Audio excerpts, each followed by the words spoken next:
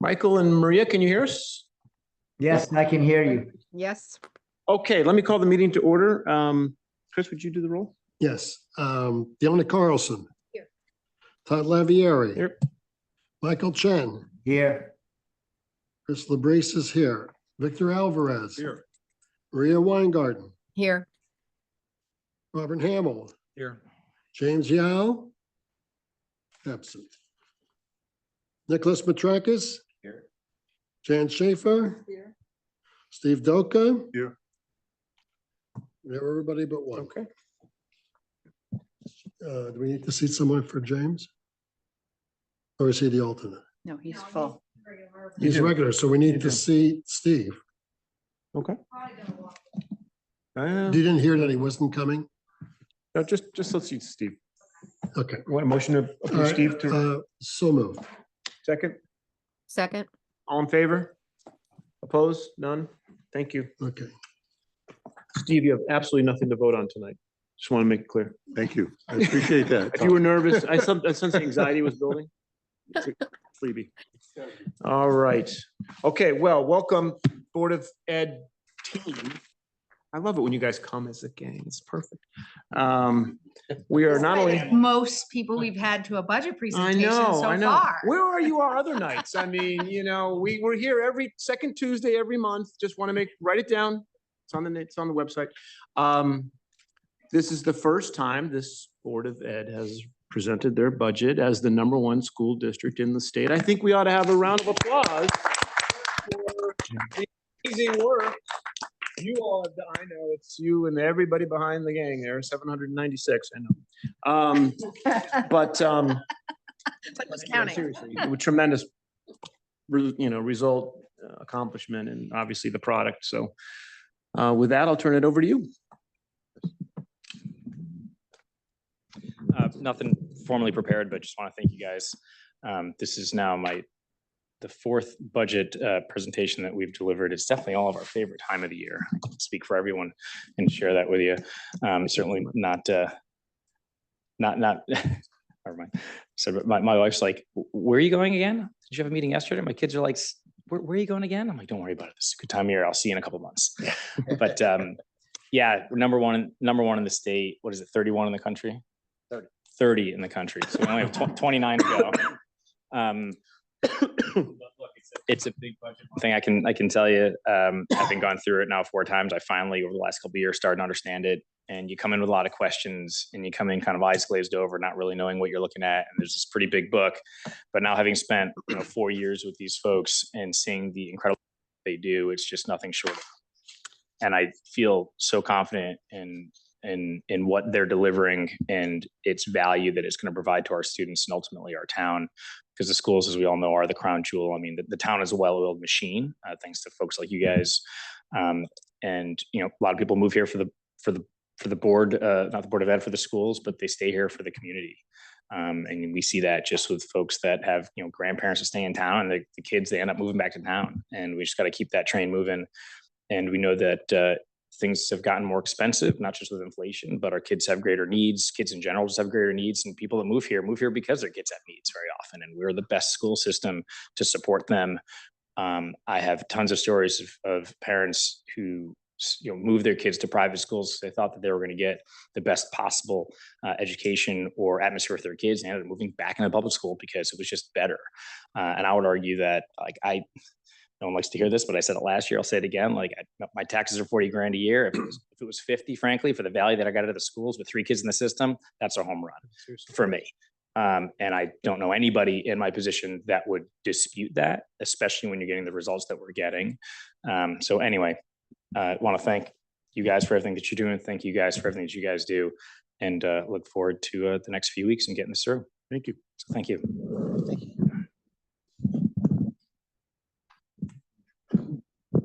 Josh just sent me a text. Hugo's taxes are going to what? Okay. All right. Well, all right.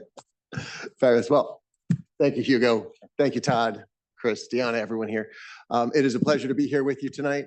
I want to say thank you to my colleagues who are here with us. We'll mention them in a moment or two, but all of us coming together It's a pleasure to share with you our planning for 25, 26 and our resource plan. Over 150 years ago, Horace Mann described the public schools as the greatest discovery made by man. His belief that public schools are the cornerstone of our communities and our democracy resonates deeply with the work that we do here in the New Canaan Public Schools. It's an honor and a privilege to dedicate ourselves to this vital work, guiding students as they learn, as they grow, and as they prepare for their futures.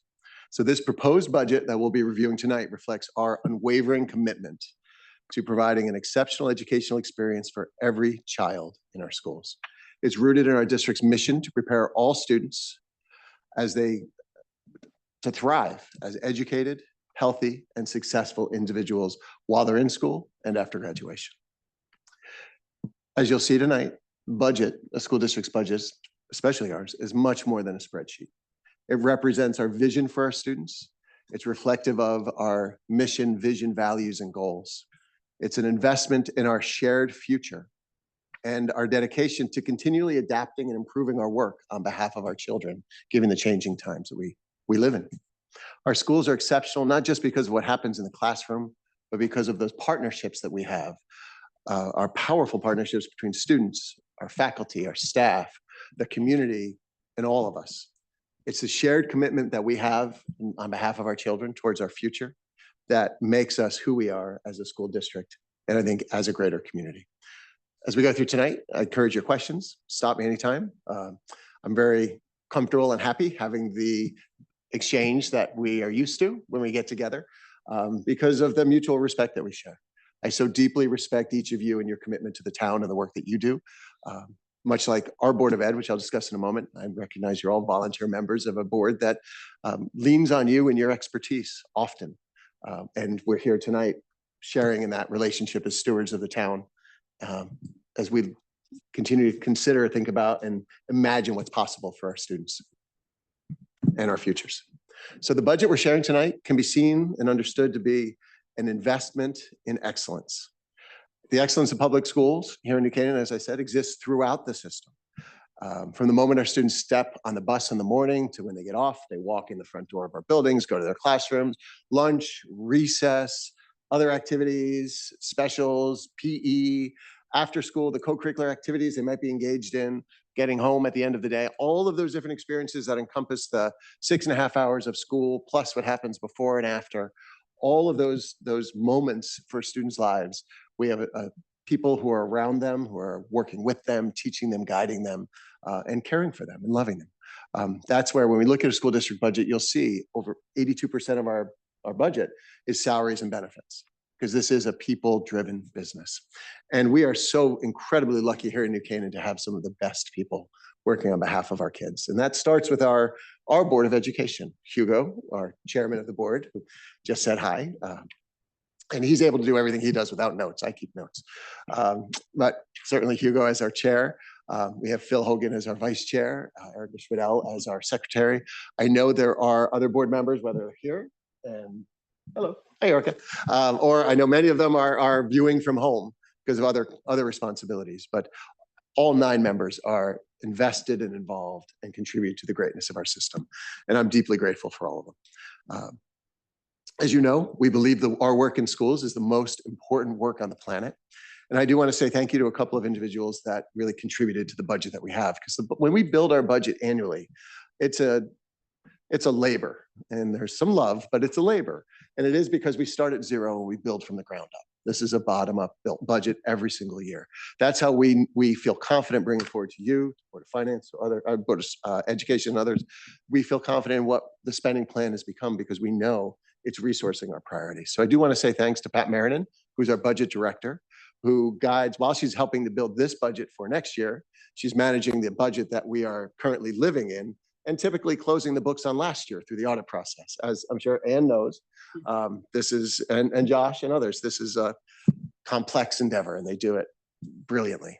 I want to thank Sean, who's sitting to my right here, our Director of Finance and Operations. And of course, I want to say thanks to the rest of the cabinet Deputy Superintendent, Dr. Jill Carenti, Assistant Superintendent, Bill Tesber, and our Director of Human Resources, Darlene Pianca, who are sitting right behind me. And behind them, I also want to say thanks to our administrators and cost center leaders. We'll be talking about cost centers in a moment. Our principals, Bill Egan, Dave Gussich, Sarah Granite, Jan Murphy, Zoe Robinson, and Matt Kaskak. Matt couldn't be here with us tonight, but I know he's watching. Our district administrators, Kemen Holly, Melinda Myers here with us, Laura Newell's at a concert at one of the schools, and Matt Salvastrini's in the back. And our program managers, Jay Egan, Elmer Reynoso, who is our new transportation manager, who stepped in for Roy Walder, who I know you've spoken to through the years at different times, doing a wonderful job. Scott Olson, who's our new facilities manager, stepped in for Dan Clark, who again, you've spoken with multiple times. Michelle Santilli in the food service and Ian McHugh in technology. As we'll discuss, and as you'll see, and you know, school district budgets are incredibly complex. And I believe that because of the synergy between this team and the work and the experience that we have, the document that's in front of you presents it as clearly as possible and does what we need it to do on behalf of our kids.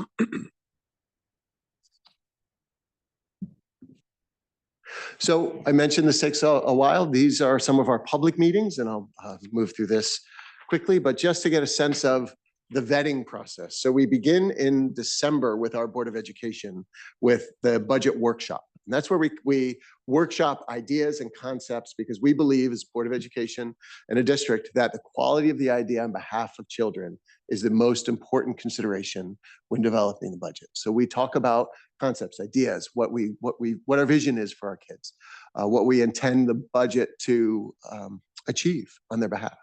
And we do that in December. Prior to that meeting, we begin in October, meeting with our folks internally, and we start to build this. We meet with our teachers, we meet with our leaders, because we know that the decisions about the work are best made closest to the level at which the work is done. So this isn't the cabinet sitting in a room, closing the door, working for a few hours and putting together the budget. This is months of iterative work back and forth. And I think that shows. It shows in the quality of the document that you have. Here we are tonight, the 11th of February, so making good progress. As you see, we've got a couple of opportunities to talk together along the way. And we look forward to each and every one of those. And then we're off to the town council in the beginning of March. To understand the budget, it's helpful to keep our goals, our district goals in mind, because they guide our work.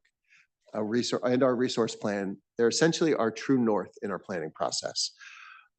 Goal 1 is focused on teaching and learning, the instructional core, which is that relationship between teacher, student, and content. Goal 2 is communication. 3 is on exemplary instructional practice. 4 is on school climate and safety. And 5 is on stewardship of all of the resources we're fortunate enough to have in our care. Our goals are consistent and stable, which means they result in aligned and purposeful action. And we've seen consistently strong results as a result, outcomes as a result. They're our roadmap for our success, and they're our guide throughout the budget development process as well. So together we take a thoughtful approach to all that we do, which empowers us to keep our actions aligned to our students' best interests. We focus on teaching our students the knowledge, skills, and dispositions they need to be successful in any context, which is reflected in our recently developed Portrait of the Graduate, which is on the slide here. We do so by developing, implementing, and assessing a relevant and rigorous curriculum with excellent educational professionals and engaged parents in a system that honors continuous improvement and promotes systemic growth. So I think about budgets, as I mentioned before, as an investment. So I think I'd always like to begin talking about sharing some of the returns on our recent investments and some of what makes us the district who we are. And when we do that, of course, we start right away with our students and student outcomes. And this year, athletics came to the fore because we've had such outstanding experiences recently with our students in our athletic program. And it's certainly something to celebrate. And we get to even some of the national and state recognition. There's some accolades to share there as well. It seems like a bit of a distant memory now, but if you'll recall back in December and November, our football team won the Turkey Bowl again, and then followed that up with back-to-back state championships.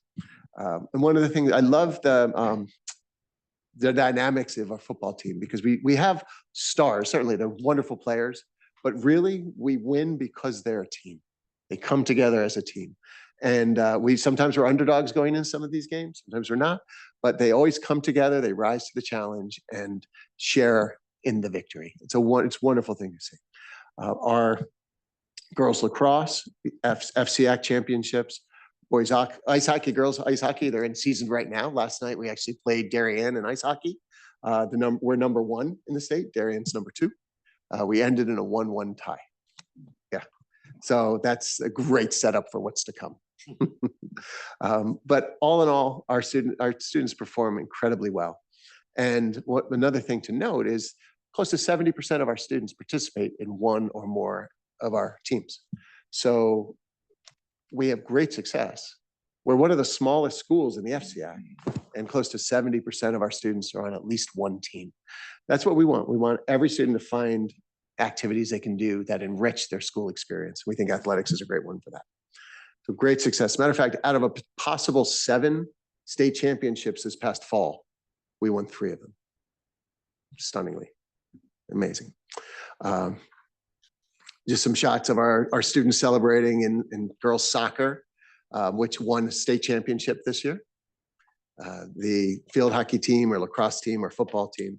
Again, the experience and the joy that our students get out of these participation in these activities is palpable. Really means the world to them, to families, to the whole school community.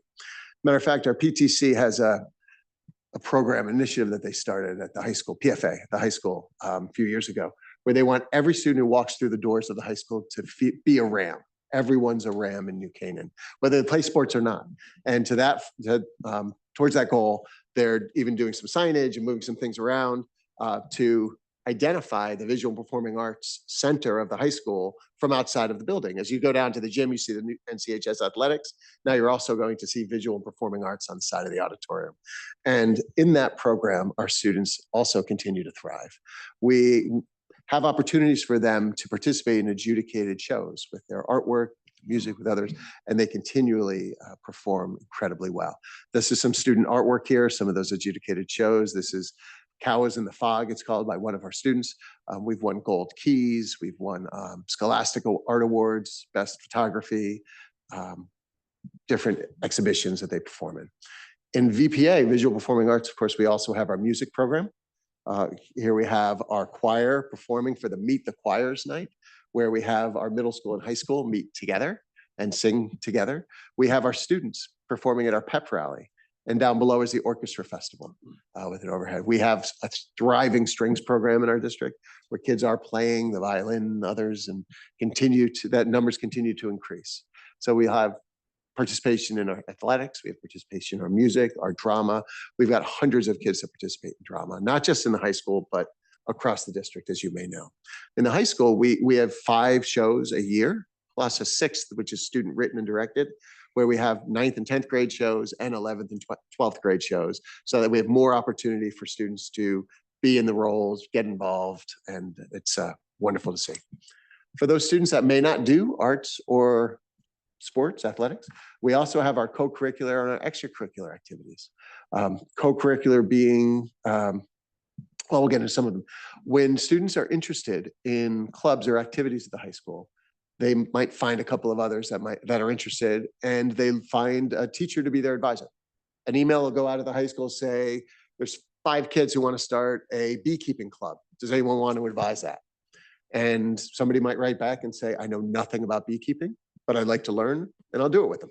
And they'll meet after school, they learn together, and that teacher will be the advisor for them, and the club gets off the ground and gets rolling. So this is an ever-evolving list of activities that kids participate in, because it's based on their interests. So we have a crypto investing club. We have other things that are newer, and others that are older sort of roll off because it's responsive to student interest. But I've never seen student interest for a club come forward and that email go out looking for an advisor and not seen a response. Our teachers jump right at the chance.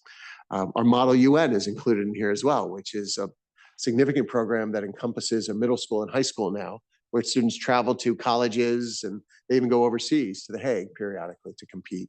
And they always come back with great recognition and awards. Again, our drama program, these are our students in Cinderella, which is earlier in the year. And for every student that's on the stage, there's 2 or 3 backstage.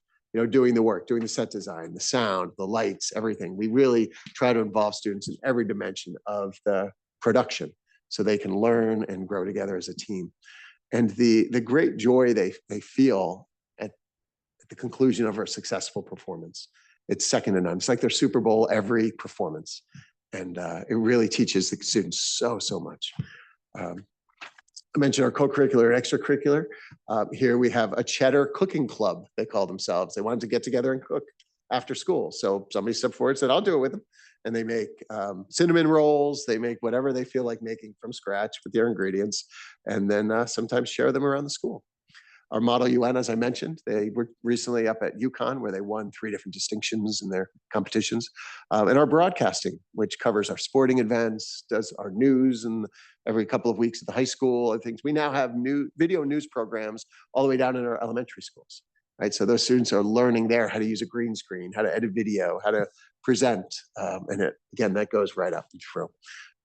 Really, it's wonderful to see. And it's about engaging our students in their school. We want every child to feel that they are a part of their school community, that they want to be there.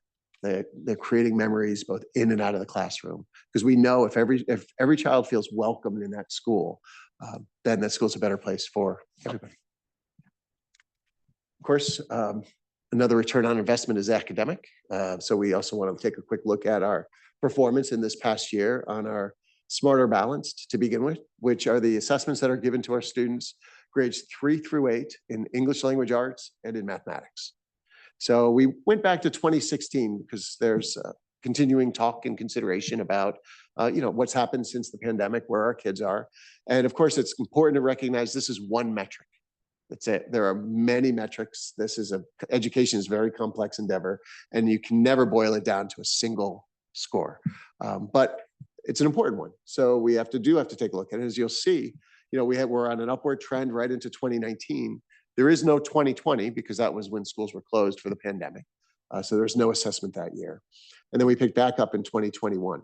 And our students are continuing to improve. We're close to where we were in 2019. And we will continue to get there. Sorry, Brian, Yeah. or maybe you're going to cover that. I was just going to ask, where was the drop? Was it elementary? Where? So this is the combined score The grades combined 3 through score. 8. Was right. it one particular demographic that was more impacted by the pandemic? You can see a little bit as they move through the grades, right? So we're looking at our middle school numbers and digging into some of those outcomes there. But on the whole, it's no different, when we look across the board. But I think our students fared very well. And we break it down grade by grade. We look at with the gender. We look at all kinds of different pieces to it. What we find is our youngest learners, so like our third graders are the first to take the test, third, fourth, they're right back to where they were. They're very, very close. Those that are sort of 6, 7, 8, those where they were right in those grades when we were closed. So there's a little bit more impact. It's important to put it in context, right? Otherwise, they're just sort of standalone numbers. So we look around. We use what's called DERG, which is Demographic Reference Group. It's created by the state. These are like districts, essentially, but based upon 7 different indicators. So it's Darien, Easton, New Canaan, Reading, Ridgefield, Weston, Westport, and Wilton, as we look across. So there's 8 of them there because Easton and Reading are 2 different districts as elementary districts, and then they feed together into Joel Barlow High School to become Region 9. Right. So you see this is ELA across those scores, and we scored at the top. And when you do score at the top of this DERG, you're generally at the top of the state, which we are. And then we look at our math performance. And similarly, we are at the top. Okay. Continue on, we look at our SAT results, and our students again perform very well. These are excellent scores, and they're tight when you look at the distribution of scores. This is something that, we continue to work on. Of course, the SAT has been interesting because our colleges, many of them went test optional, and then they all went test optional. Now they're starting to pull that back a bit and start to consider requiring SATs again for a variety of reasons. So there's a lot in play here. So where we've really been focusing is on our AP courses and expanding the opportunities for students to participate in AP. So we go back to 2011 here, which coincidentally or not, is the year I began as the high school principal. These are the number of AP courses that are offered to our kids while they're in high school. We've gone from 18 to 29. Right? So we've added 11 opportunities for students to participate in college level coursework while they're still in high school, which we believe is very important because the vast majority of our kids go off to college, and we want to give them an opportunity to take a college level course in an area of strength for them so that they can experience success with that while they're here in high school, while they're with their families, with us. They have those additional supports prior to them going off to school and experiencing college that way. So what we've done, where we had a relatively traditional program in the beginning with our 18th, we've added in more high interest courses for students so that somebody who, say, has a strength in economics or an interest in psychology or computer science or whatever those might be, can also experience the college level course in that area. So by broadening the options for students, we're welcoming more of them to take that risk a bit and challenge themselves with college level work while they're still here in high school. And the results have been outstanding. So this next slide goes back quite a ways. And what you see here, there's an awful lot of data here, but you're the data people. So what you see is the gray bars in the back are student population at the school. So back in the beginning in 2010, we're at 1,282. This past year, we're at 1,258. So pretty steady, a couple of little small dips here and there, but pretty steady across the way. The green bar across the bottom is our student performance. It's the percentage of students scoring a 3 or higher on an AP test. And we use 3 as the metric because that is considered college level achievement. The blue line are the number of individual students who took 1 or more tests in a given year. And you see how that number is trending upward as we've added more courses. So we felt a bit of a field of dreams approach, right? If we build it, they'll come. We did survey students and find their interest and build it off of their feedback. But you see back in the beginning, back in 2010, we had 75 students participate. Just this past year, we had 559 students take 1 or more assessments with about the same number of kids overall. The red line is the number of tests that were administered. So again, where we started at 497, we ended at 1,439 overall tests. So those 559 students took 1,439 assessments. And the fact that the green line, the performance, is done nothing but trend upward, shows that our students can do it, right? That we are meeting them at their level of need, providing opportunities for them, and they're taking advantage of those opportunities. Because we often use the word motivation when we talk about kids, they're not motivated, this, that, whatever. But there's really no psychometric measurement for motivation. What you can measure is opportunity. And then you can look to see whether or not they avail themselves of those opportunities. And these data show us that by creating those opportunities, they did step into the option, avail themselves of them, and that they're performing exceedingly well.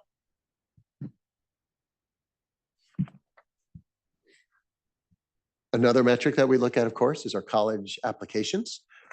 As you would expect, most applications went to the University of Connecticut, our state school here, with 132. But you see that a strong distribution of applications. Of course, this is a challenge that we all deal with in schools as well, right? When we ask our students, how many colleges did they apply to? We can hear numbers anywhere from 9 to 29. Like this is part of what we're sort of trying to counter. And we talk about welcoming, warm, loving school environments. It's a place where we want all of our students to know that's not as important as who they are, what they bring, and making sure that they're not caught up in this rat race as much. But it's another metric that we look at for sure. And again, you see the distribution. Now, these are the applications. We had ultimately 11 students enroll at UConn. We had 10 enroll at Syracuse.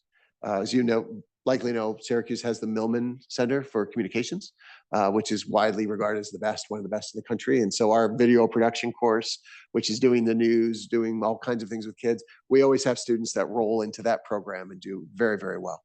We have 9 students at Bucknell, 8 at Northeastern in Michigan, 7 at Miami and Providence, 6 at BYU, Indiana, Sacred Heart, 5 at Boston College, Colgate, and there's just some random things. And 4 students went to Clemson, which beat Duke and North Carolina All over the right, last now 3 let's days. move on. All right. I was hoping you weren't going to bring that. I had to go there.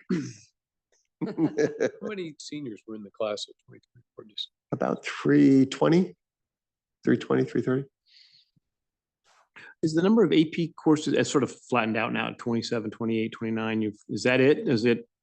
We think so right now. Yep. We are always talking to kids and seeing what their interests may be. But yeah, I think when we look at the catalog and the offerings that are there, I don't see any real high interest thing for our kids right now. Yep. Yep. So some other recent highlights that we've had in the school. This is important. So we, sort of ROI stuff and those outcomes, but we've also been very busy in a variety of different ways. We have been enhancing our security. We now have SROs at each of our 5 buildings. I want to thank John DeFederico. I want to thank Michael Sullivan, who's sort of spearheading that and overseeing that. Certainly thank the Board of Finance, everyone who came together to resource that for us. We're excited to have that in place. We've been improving our camera systems and our security across the district at every one of our buildings. We now have upgraded our door access controls where the scan cards, we can also set timers on every one of our doors so that if anything is accidentally left ajar, we get an alert, we can go fix that. So all of those security enhancements, plus others like bollards at the schools or over the high school, we have a speed hump that we've put in place to slow down traffic, and it seems to be working pretty well. You'll see in our capital request, we're looking for a couple more of those at some other buildings. So all of those security enhancements continue and work to continue to build the network of security that we have in place. We've been fulfilling the mandates that we're required to fulfill as a school district here in Connecticut. We just recently were approved in our teacher evaluation plan by the state, recently approved with our increasing educator diversity plan. We have a revised MOU, Memorandum of Understanding, with our police department around the SROs, the school resource officers. Sorry, we use a lot of acronyms, so I should catch myself. But to ensure the sharing and the trading of information. And we also just recently completed contract negotiations with our teachers, administrative assistants, our custodians, and our food service. So all of these things are ongoing. Plus, just over the course of the last year or so, we have the full opening of the Dome, the planetarium, which continues to just astound our kids in our community. Just recently, I had a community group in there, about 40 give or take people, just to show them what it can do and to sort of welcome them there. And they were just blown away by it. Everyone that goes in there comes away with a sense of awe that I think is so important to have. And that's kids and adults alike. I'd like to say that in the world today, we are driven to look down at small screens and be alone and scroll. And building the Dome as a community gives us an opportunity to look up and be together and see something bigger and greater than ourselves. And again, to do it as a community, very powerful opportunity for our kids. And we've been moving our kids through. Elementary students are coming through and seeing it. Middle school kids are coming through. And so as we integrate it into our curriculum and our program, it's becoming more and more a part of our kids' experience. Very powerful. Again, a statement of values for the entire community. We have our phone-free initiative in our schools. So then when we talk about phones, that's all individual tech. So it's phone, it's watches, it's earbuds. Of course, it's not allowed in any school K4 at any time.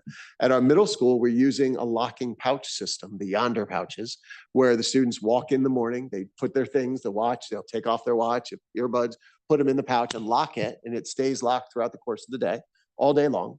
And at the end of the day, they unlock it and take their things out and go on their day. So from bell to bells, beginning to end of the day, students do not have access to any of their personal tech. And when we did this, we didn't just sort of do it on day one and say, you must do this. Instead, we got together with students, put a focus group together, and then a steering committee, had the students help us to design the solution. We used a design thinking type approach, and the kids came out with great ideas. They came out with ideas around repurposing some of the hand sanitizer stations that we had from COVID back in the day. And we pull those out and we repurpose those to put the magnets on so that they're movable and it's easier for the kids instead of putting them on a wall where they all line up. So we can stage them and stagger them in the hallway as they walk out, and it moves them back and forth much more quickly. That was a kid's idea. Other great ideas that they have. So because they were part of the design of the initiative, there's a lot more buy-in from the kids, and it's a much more positive experience because it's not meant to be a punitive thing. It's really meant to be an empowering thing. We want to create a system that empowers our students to be in charge of the relationship with their personal tech. And by focusing on the middle school, when they first get these devices, we think we can we have the entry point to teach them and their brains and everything else that school's not a place to be using your phone. There's other ways to do it, and to empower them to be in charge. So it's new. We just started it this year. It's off to a great start, thanks to the amazing team over there at Saks. And we're going to keep an eye on it. And at our high school, what we've done is create a system where there's cubbies in every classroom. Students walk in, they put all their personal tech in the cubby, and it stays there from the start to the end of that period, which is a block period about 82 minutes long. So if students go to the bathroom, go out in the hallway, go to the nurse, they leave the tech there while that class period's going on, and then can have it in between and during breaks. And that approach, again, it's a bit of a gradual release, but that approach has worked very well with our kids so far because they know, again, that the expectation is when they're in class, that's what they're focused on. It seems to be working well. This year, we also created, out of the largest middle school in the state, grades 5 through 8, we split into 2 different programs. We have an intermediate school, grades 5 and 6, and the middle school, grades 7 and 8. So just working to identify and sort of build those 2 programs into that shared space of the Saks Middle School. Because we know it was the largest middle school in the state, and it's a big place. By student or by number of grades? That's by number of kids. Yep, yeah, it was the largest in the state. So now instead we have the 2 programs of intermediate and middle in order to just take a large space and break it down, make it feel a little bit smaller for our kids and families as they come in. We have our Literacy Academy, which is now in its 3rd year, and we're going to be talking about that a little bit.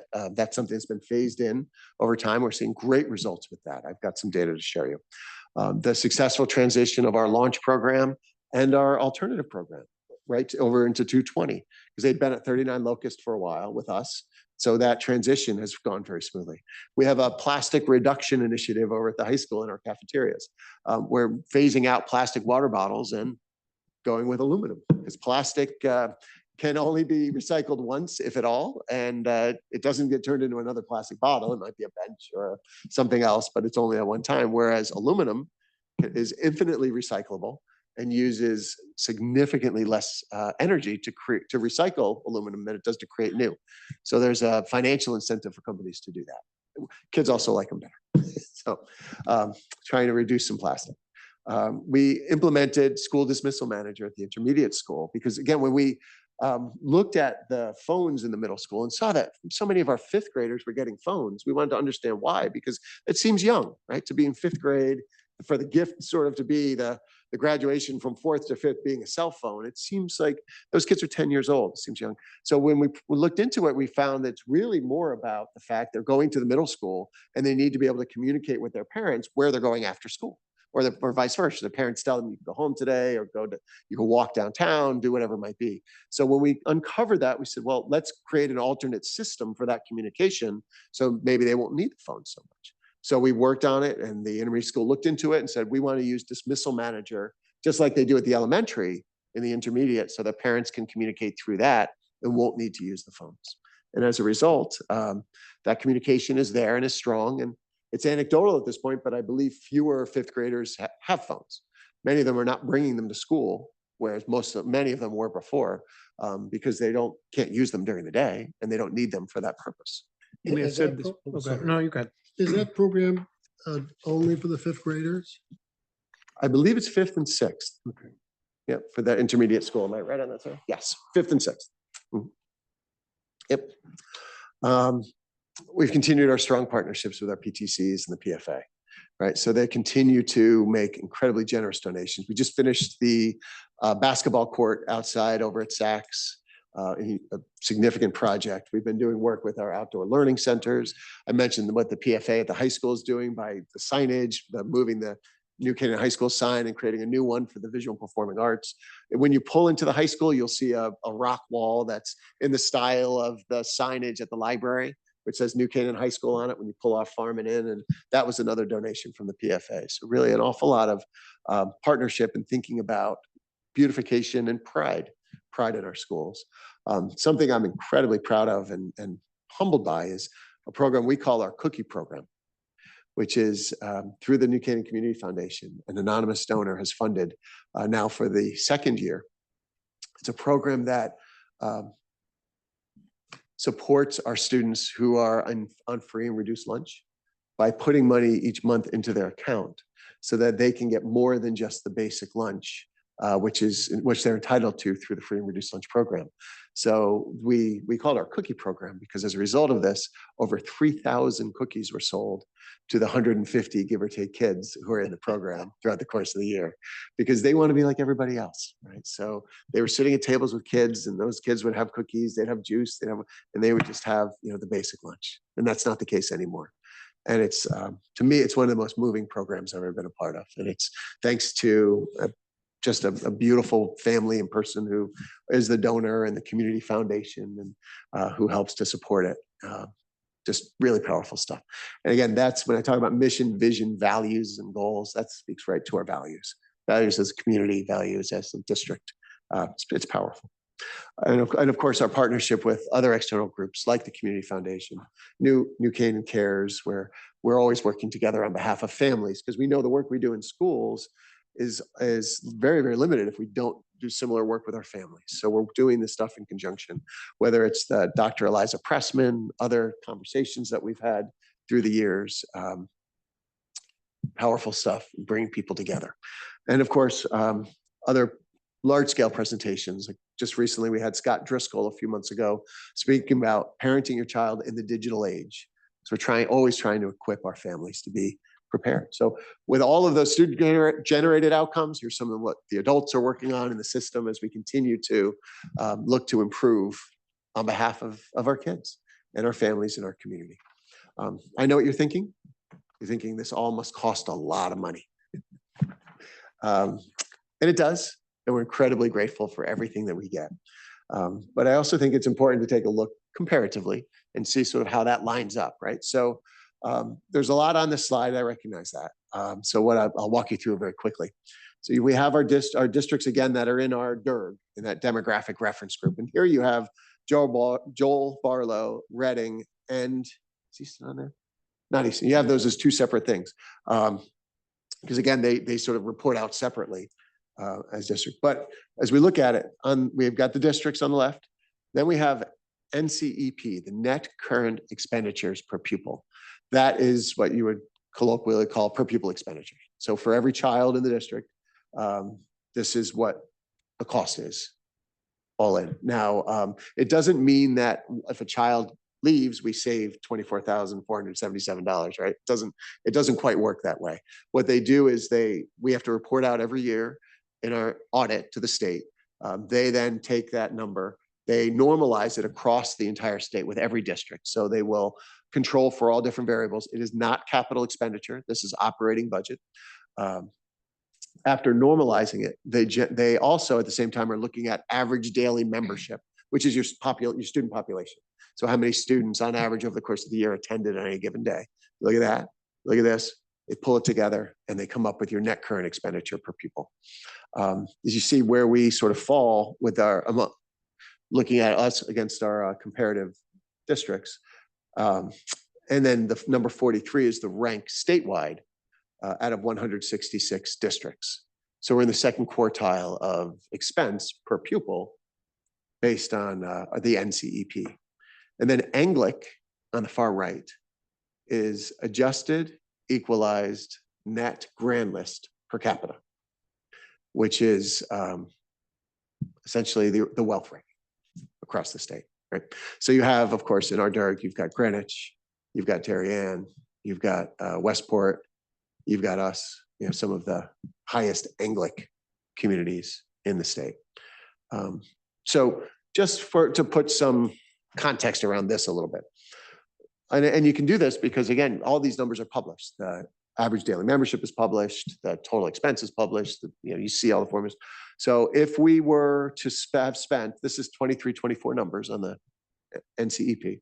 If we were to have spent the same as Greenwich per student, so we spent 24,477, they spent 27,670, we would have had to add an additional $13.26 million to our 23-24 budget to be at that level of expenditure. Westport's a little bit lower. That's a little over 9 million more than we would have had to spend. Darien being about $1,000, give or take, higher than us, is an additional $4.1 million would have had in our budget. So, those are significant numbers. The structure of these school districts is different. I mean, Greenwich, it's a city basically, right? Correct. So there's, but I don't understand the Reading, well, I know Reading and Joe Barlow are essentially the same district at two different levels of education. But what drives their numbers? So it's interesting, right? So there are, the larger you get, the numbers tend to come down because of the scale, right? So what Barlow, Reading, Weston's another one, their ADM is so small or smaller, under 1,000, that it means that those costs just per pupil are just that much higher. So the highest cost per pupil are the smallest districts in the state, right? So that's why I don't, we could look at what are the other 42 districts before us. You're going to see like a Region 12 where you have Bridgewater, Roxbury, and Washington. They're just so small that you've got your staff, you've got your buildings, your upkeep, your fuel costs, and they're just, the divisor's just not big enough. Yeah. Yep. But the larger tend to bring that number down a little bit. So I mean, like Greenwich, most of their budget's going to be their salaries and benefits, like it is in most of our places. But Darien's a good comp for us. Westport's a little bit bigger than us, certainly. Ridgefield's a little bit smaller than us. It's operating, just for some new members, it's operating excluding capital, including benefits or healthcare? Includes benefits. It includes all, so it's just capital is out. In the case of Capital's Greenwich, the benefits are covered at the town level, but then they're added back on for this calculation. Yep, okay. Yep. Yeah, it's not capital because, as you know better than anyone, that would create these wild swings year to year based on what's rolling off, what's rolling on, and it really doesn't create. It's not as meaningful a number. The number is carefully calculated and watched because this is the number that they use when calculating the amount of the excess cost grant reimbursement. So what happens for a high cost student, we're responsible for costs at 100% up to 4.5 times the NCEP. And then above that, there's a formula that the state uses to reimburse. Used to be about 72% of the overage. Now it's somewhere in the 60s of the overage. The governor's budget has that going back up to where it was and trying to fully fund that again. We'll see how that works if that does come through, which would be great if it did. But so it's a meaningful number, right? So, and in truth, means some of our smallest districts are punished the most because for some of the districts, like one of them is over $50,000 per pupil just because they have 260 students in the whole district. Right? So that 2.5 or 4.5 times $50,000 as your base before any reimbursement creates a very difficult situation for small districts with small budgets. So we are, as a mid-sized suburban district, we run pretty well with all of that. But one of the things we're trying to do, we're advocating to bring that number down instead of 4.5 to 2 times per pupil expenditure for in-district programs. Because we want to build incentive statewide to build in-house programs instead of sending students out, because we believe in-house does a better job, is a better experience for the students, and that every child deserves to be educated with their neighbors and friends around them. So we're going to talk about that next. So You said you're advocating for that. But it's not, it's not a program yet. Not yet. But it is included in the commissioner's proposals, the Commissioner of Education's proposals, which I was very happy to see. And we in our meetings with representatives, I've had a couple and I have a few more, they seem very receptive to the idea. So I'm hopeful because and when I talk to them about it, we talk about not just incentivizing new programs, but incentivizing existing programs, because I believe that's how we go to scale, right? So we have some great programs we're going to talk about. What I'd love to do is have some investment that comes from the state, maybe even incentivizing growing these programs and inviting other districts to send students in on a tuition basis and creating that type of relationship, which we are currently doing. We do have 2 students in our launch program this year from a neighboring district who are paying tuition and covering the cost plus in there. So we have a model that works very well with that. Okay. So just a couple of things that we do to help to bring these per pupil costs down. We really focus on those operational costs because we know if we can hold the line wherever possible on operational costs, it means more of the resources get to where we want them, into the classroom with the kids. So we're pulling this together. I think this is a great example. We have our total annual utility cost over the past 10 years. In 2014, we were over 1.8 million and we spent less last year. So the last 10 years, we've trended our utility costs down. And how have we done it? We've looked at, we've switched over our heating from oil to natural gas. We have propane over at West, where we couldn't get the natural gas. 100% of our bus fleet is running on propane. We have solar at South and at East. The entire roof, every square inch of South is covered. I think we may generate more than we use over there. High school, West, Saks are partially done, and we're going to continue looking at those and doing them. The energy management systems in all of our schools, little things like turning off the lights after a period of time and providing dimmers. So if you don't need all the lights on, maybe you don't turn them all on. Putting those little things around, it doesn't seem like a lot, but we have close to 1 million square feet of space. So it adds up. And so even the shift from, we had incandescent lights, then we went to compact fluorescents. Now we've gone to LEDs everywhere. Those LED lights, the draw on those is so low that between that, the energy management, the on-off systems, everything we have, we've trended our electrical down, as you'll see. One of the things I think I'm not most proud of, but very proud of, years ago, we had the foresight to shift from diesel in our buses to burning propane. It was one of those things, nobody else was doing it. We read a few articles about it, said, hey, let's give this a try and see if this works out. It's worked out. So what you'll see here is 2014, 15, 16, the red line are our fuel costs for our buses. And then it does start to go down because diesel, the price of diesel will fluctuate. Where the green line picks up is where we started using our propane, right?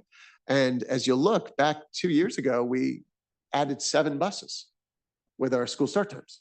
So we added to the fleet significantly, and yet we're running our fuel costs well below where they were and where they would have been.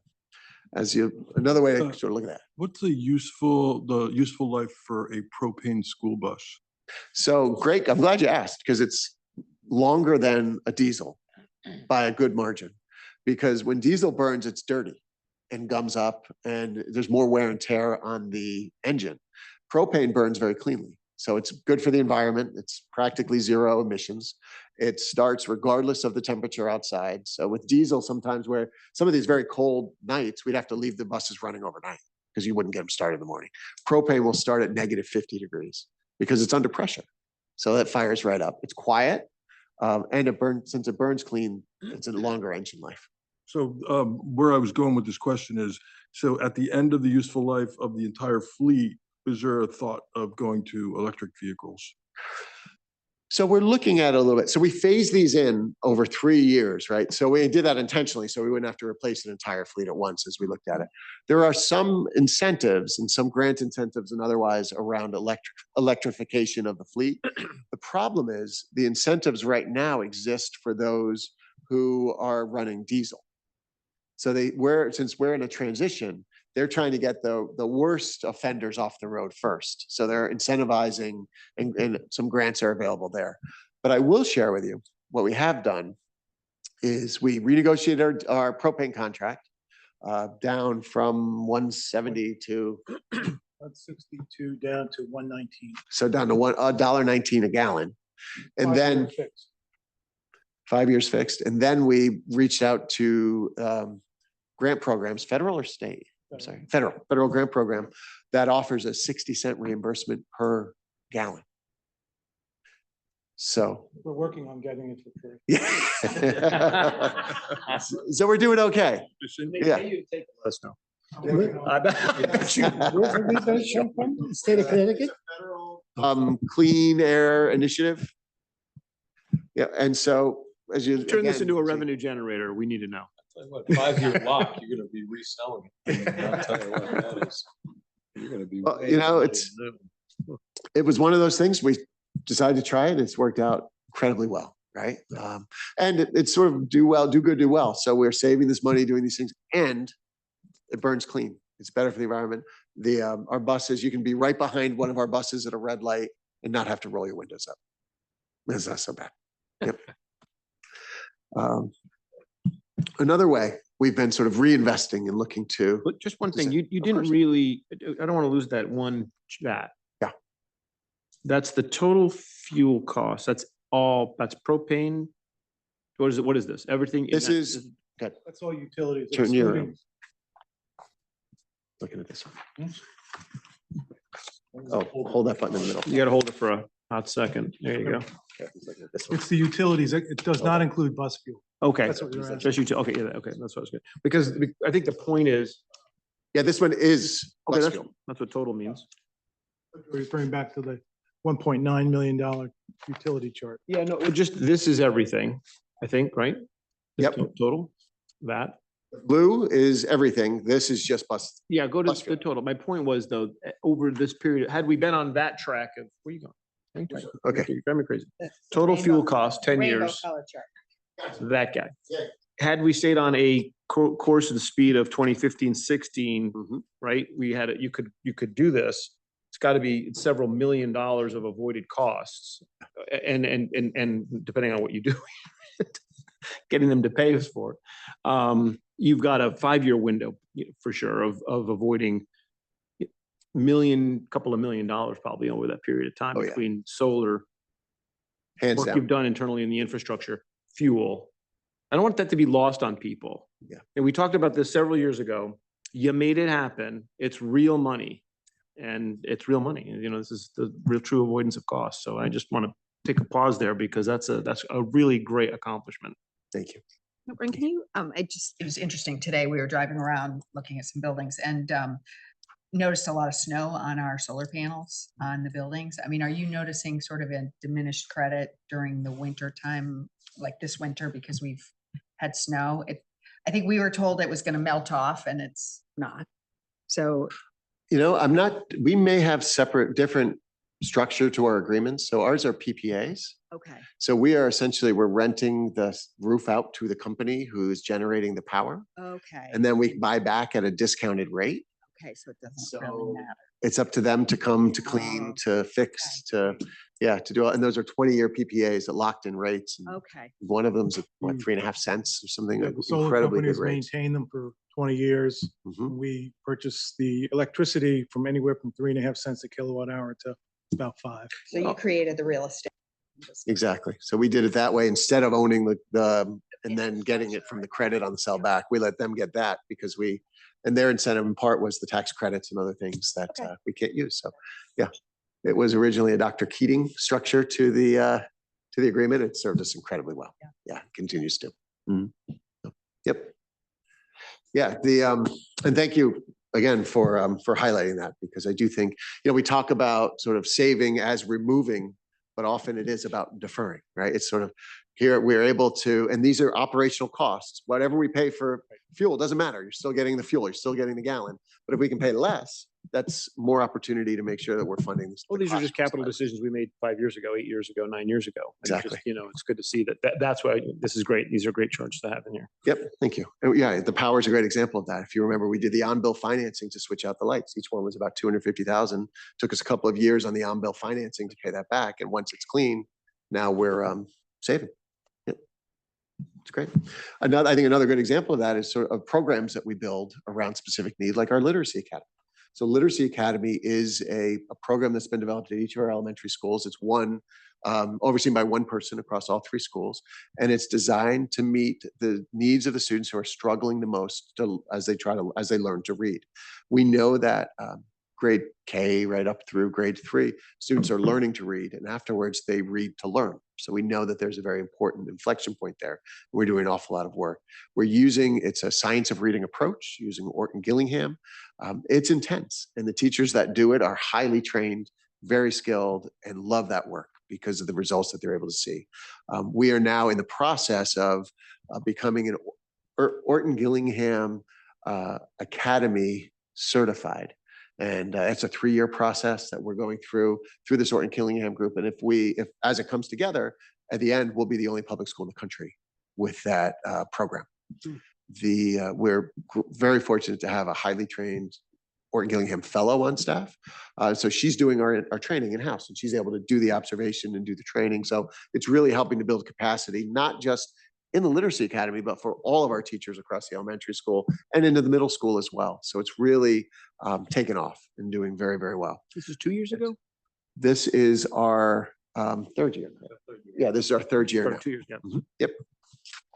So Certification is still a couple of years off, though. well, yeah, it's a 3-year process. So we're getting that underway. And because you have to be able to show your data, you have to be able to look back and, proof of concept with them. So, yep. Some data around, this is the 23-24 data with our kids. Again, I know there's a lot there, and I'm certainly, we could, again, if we had the right person here, she could talk hours about it, but it's really just about the upward growth of our students, right? Again, these are students who come in struggling the most learning to read. And we believe if we can get this right, and I think we are, we're going to change the trajectory of these kids' lives. Because, reading is the cornerstone of everything. And once they sort of figure it out and they unlock the magic of letters, words to meaning, it's going to open things up for them in powerful ways. I like this slide because it shows something about the program that we have that could easily be missed. So we think often as educators about what you call the summer slide. What happens is students are making great progress through the year, but then over the summer, they slide. And then they generally make progress again throughout the year, but they don't catch up to where they were until far into the year. So there's only a small incremental improvement. What you see here is I know again, it's small, but if you look at the let's see, what's a good one to look at? Look at the vowel, the 3rd from the right is a good example. You see the green bar, the orange, it goes in, it's pretty steady, and then it drops for the purple. But then the green jumps up. So purple is the September assessment that was given when the students first came back from the summer. And then the green is the November 2024. And what you see in every one of the examples is that green in November, the September can have a dip, but the green in November jumps above where they were at the end of last year. And that shows me that the program, they need some reinforcement and reminding as they get back into it, but it sticks because generally without the program, you'd see more incremental improvement again, as you did throughout the year prior, but instead you have that jump right up above where they left. And that is, I think, a powerful testament to the success. So we're excited as this continues to go, we're excited to see what it means for the children. And we're going to continue to watch them and support them. And we expect some challenges, but we also looking forward to great outcomes for them. Building, that's one in district placement. I've talked about launch, we've talked about downtown, there's some others. Wanted to share briefly, sort of a brief history recently of out of district placements. There's 2 different pieces to this. The blue are the district outplacements. Those are children that we don't believe and the family doesn't believe we can program for them in-house. Those are students that need some intensive help and things. And those numbers they're a bit beyond our control. We're not going to be able to provide sometimes the medical or other assistance that some of those children need. But the other one, the unilateral placements, those are where families believe that we don't have a program and we believe we do, and think that we can do it as well or better as a different place. If the family doesn't agree, then they have, we come back and talk and negotiate and what have you. So what's happened, as you see with the downward trend here, is that as we've built programs in-house, we have been able to trend this number downward in the total number of those unilateral placements. Because we have these programs, we have the Alternatives High School, we have the transition program and launch, and now we have the Literacy Academy for our youngest learners as they're learning to read. So the success of this is helping to sort of help people to know and to see that this is where their children will get the best possible education. So we're proud of that. Good question. So before, excuse me, you mentioned that the net current expenditure per pupil is multiplied by 4.5 to get the grant for these people, for the outplaced So students. So any high cost student, so either in district or out of district, if the supports and resources needed to educate that student exceed 4.5 times the NCEP, right? So it could be in district, and that includes, if it's out of district, includes transportation. So the white vans, it includes the placement, includes whatever need may be there.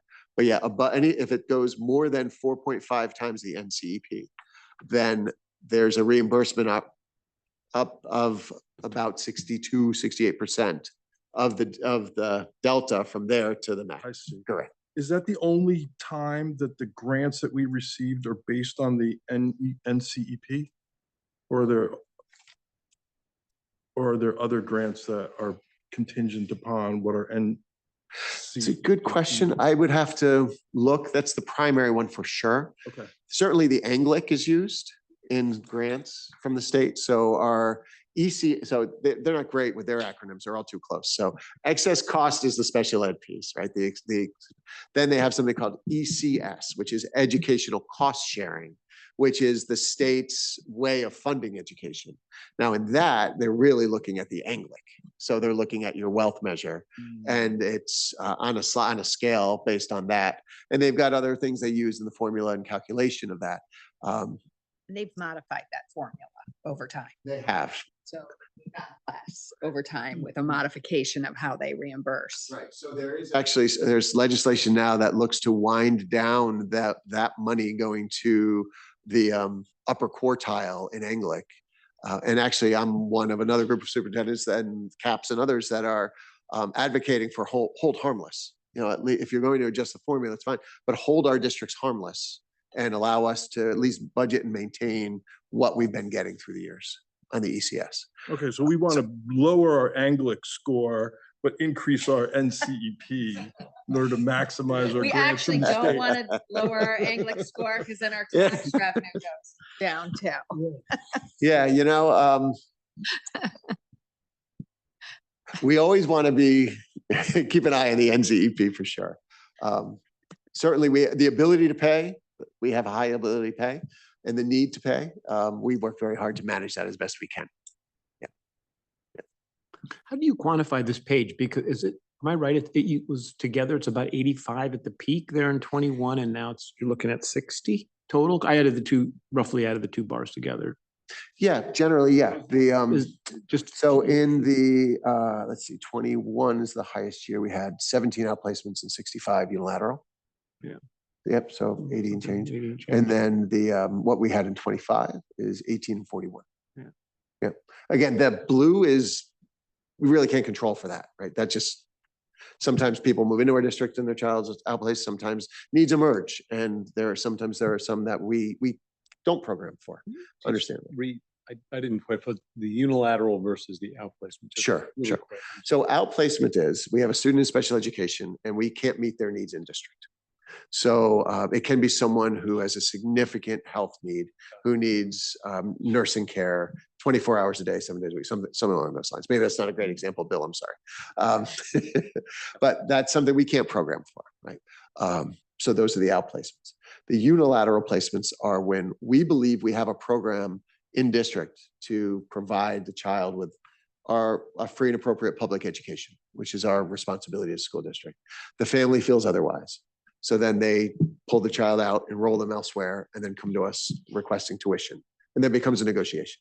Oh, I was going to say, do they have the unilateral, when you say unilateral, do they have the unilateral right, or do you have a little given? They have the right, and they can request, but then it is a negotiation. Okay. Yeah. I have to say, because I was at the Council of Small Towns conference last week or the week before, and the governor was there. And that unilateral outplacement is driven by Connecticut being one of 5 states or 6 states, I don't even know anymore, shifting the burden of proof to the district as opposed to the families for proving that they are creating an appropriate educational program. And it's a problem. Yeah. And they know it's a problem. And, you know, even we had Tom O'Day tried to change that. And we had all these parents coming out arguing not to change that legislation. And all the parents that were in there, those Right. district outplacements would always still happen. Yes. Burden of proof is really when there's maybe a slight. So it's huge. It's a very difficult, exactly right. It's a very difficult context for districts because we have the burden of proof regardless of the moving party. In the other states, the moving party has the burden of proof, but we have it as a district. Plus, what they've recently passed is we also have to present first. So again, typically you would have the moving party would present first in these things, but we as a district we're required to be the first in the due process hearing, which puts us at a significant disadvantage, of course, because then also districts can prepare everything, get it all together, and then you continue to negotiate. So we work hard to cooperate with our families, do it as cooperatively as possible, but it's a challenge for districts. And so, again, we believe building the programs in-house and getting some incentive from the state to do that is the best solution, not just for us in Decatur, for every district around, because we can do it better. We have the expertise. We know the families, we know the communities, we know the needs, we have the curriculum, and we want our children to be educated with their friends and neighbors. So. For our new members, a lot of that's not our swim lane.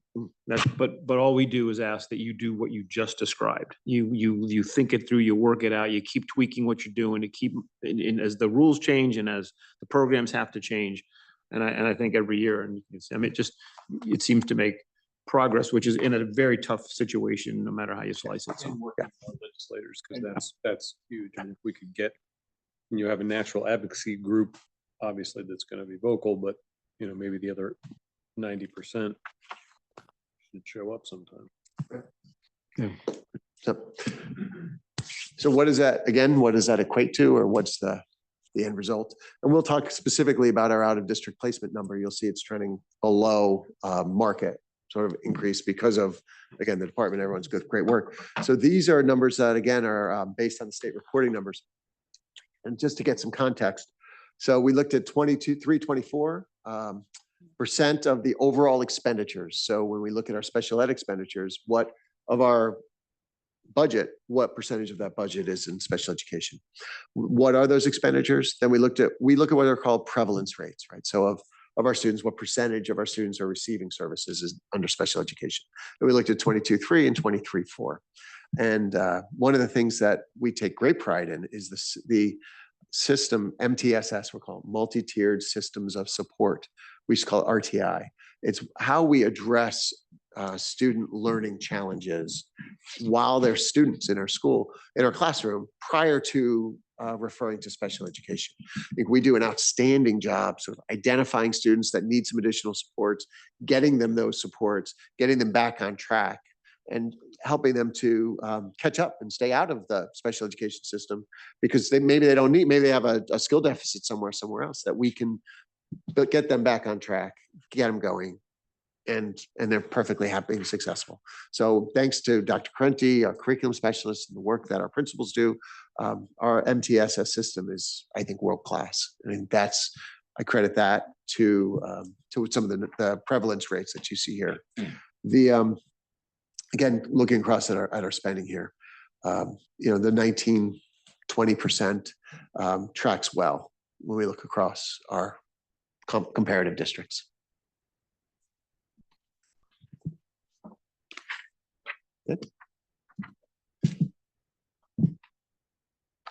So I would be remiss without mentioning, we were recently recognized as the #1 best school district in in Connecticut, which typically is one of the highest performing districts in the country, as I'm sure you know.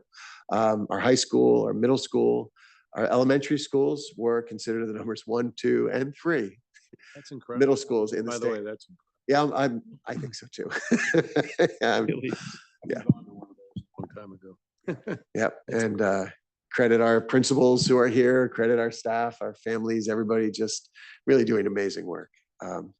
And I do like niche. I know I've said this before, but some of these systems use only 1, maybe 2 metrics, very narrow test metrics when they do this. That's certainly a part of this, but they really try to be more comprehensive and holistic, because niche actually started as a site, a company that would to help people identify communities that they wanted to live in. They ranked communities and looked at them a variety of different metrics. So because that was sort of where they started, when they moved over to schools, they kept a broader look.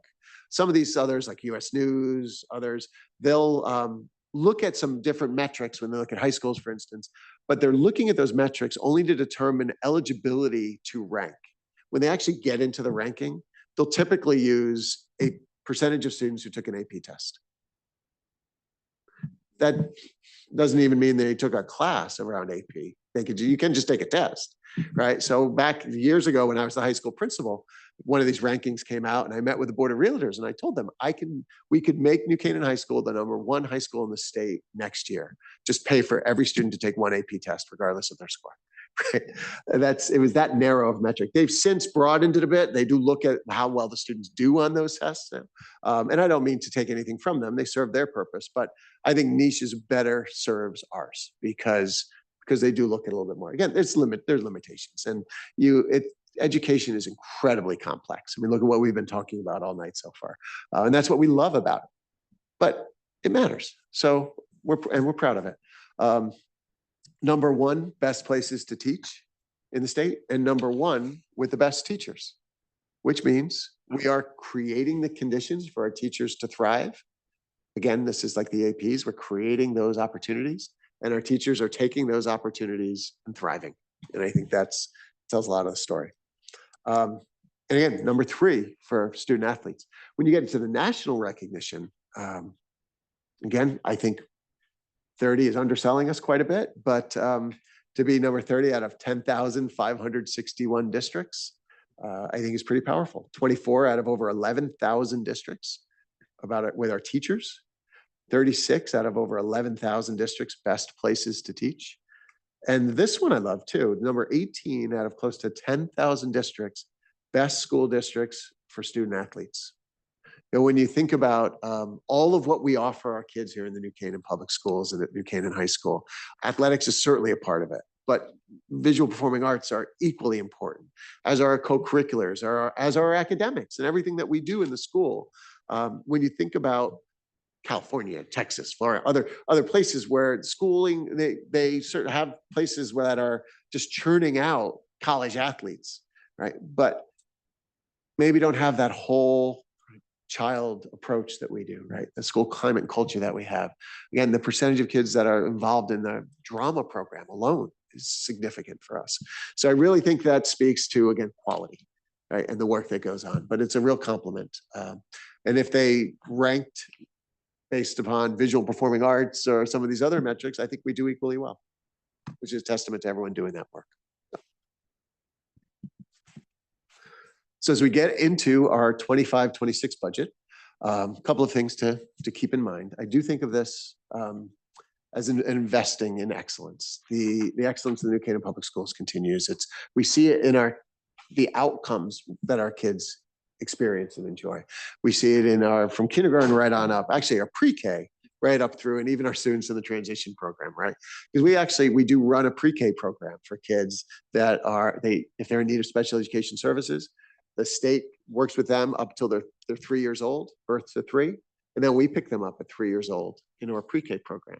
And that program runs 50-50, students in need of support and students we call typicals who don't need support over at West School. We've got about 60 students, give or take, in that program. So some of our kids we have since they're from 3 years old right up to their 22nd birthday. And it's a wonderful experience for all of us. So the budget itself continues to invest in those things that have helped us to get the results that we're getting. It supports the high quality curricular instructional assessment practices that are the cornerstone of our district.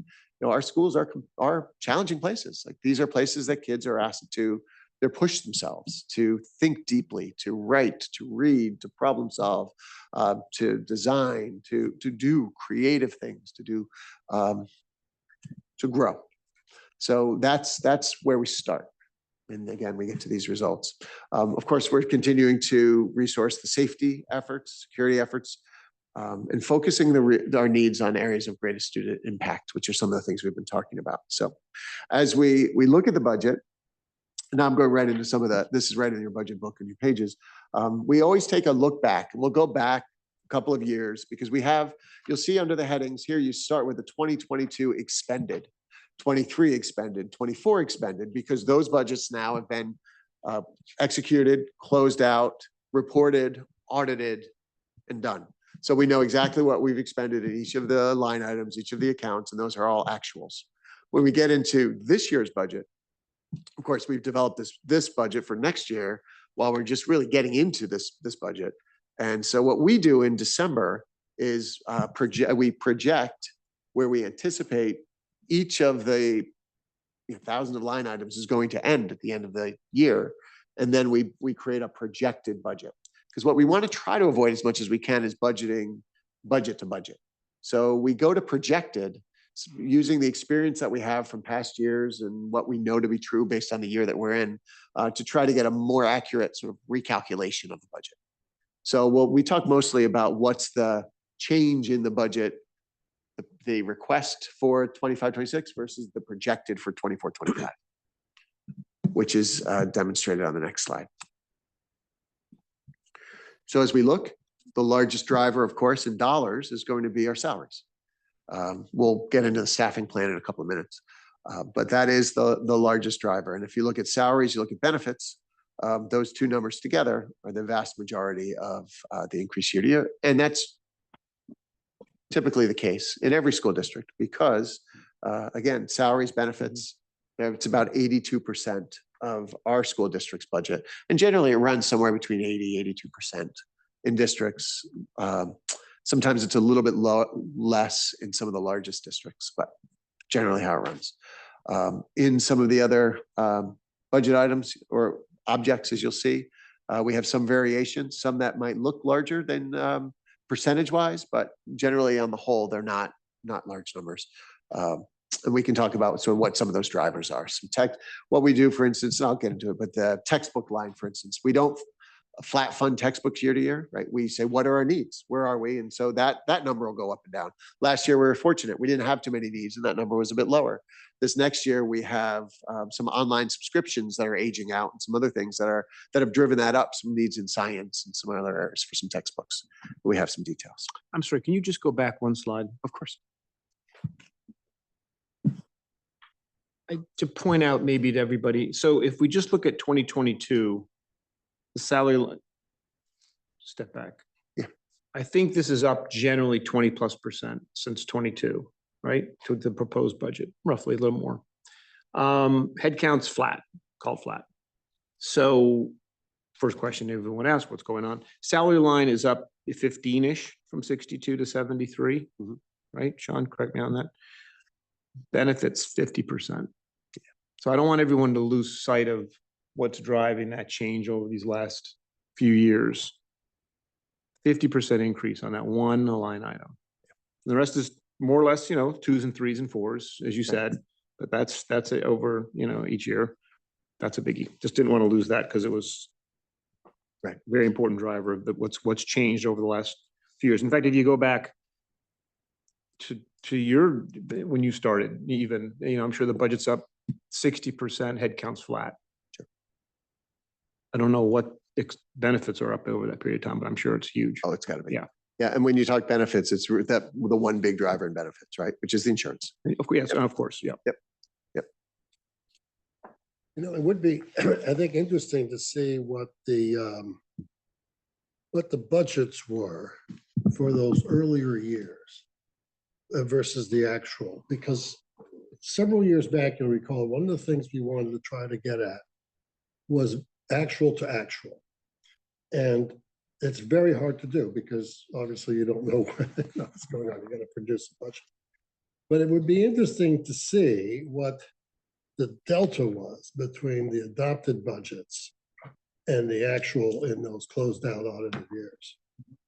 Yeah, that, we can get that. That's, I agree with you. It would be interesting to see that because in my, this is now my 11th year. So in the 10, I think just about every year, there's been some that was unspent, right? So that, Yeah.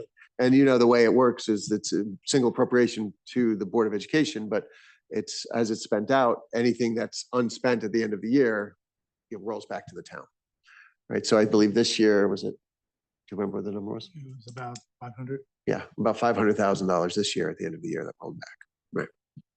Yeah. Yep. Yeah, we can pull that. It'd be interesting to see.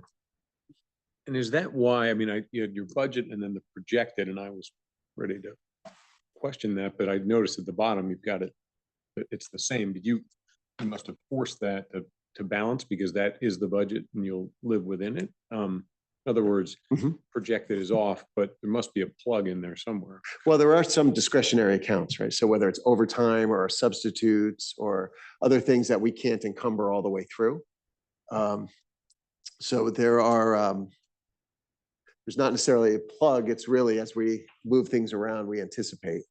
And as we continue to see, so each month we do our statement of accounts. And as I think Roberta sends those out to you after they go through the Board of Ed. And so as we continue to track the budget, other things may emerge. Some needs may emerge where we have to make some decisions, but yeah, it's always, well, I feel that it's always too early to predict until it's done. You're projecting more salary than was budgeted. So you've added some people. It's predominantly. down driven elsewhere. By the drivers, Okay. drivers and monitors. We under budgeted the bus drivers, but you know, The van drivers. The van drivers. We under budgeted last year and it carried over to this year's budget. And that'll be fixed in this budget. How many van drivers do you have? Sorry? How many van drivers do you have? 9, 30. They did adjust within these columns. They're just coming. No, up no, to no, the of same course. Yeah, number. that's what Bob's saying, with the number tied out. Right, it will tie out until the end. Yeah. Right. The budget salaries are higher than, you know, to projected, but some of the other numbers are lower. Yeah, one Correct. example is 2 Correct. years ago, we did the reforecast and we had about $100,000 left. So we put it into a line called special projects, unanticipated projects. You know, Understood. so Yep. call it a plug, whatever. No, I'm. You got to balance that at the Yeah, I'm end. just trying to understand. I'm not criticizing. No, thank you. I will just, again, for what it's worth, there are certainly some districts, I think, that work hard to try to spend every dollar regardless. We're not one of them. Right. Right. So we have our resource plan, we work through and execute. And if we execute and we have a balance at the end, we're able to, I'm first to make that call, right? We feel great about it. It means that we've, been good stewards of the resources all throughout the year. And I think that that's, the trust, the partnership that we have. Yep. Great.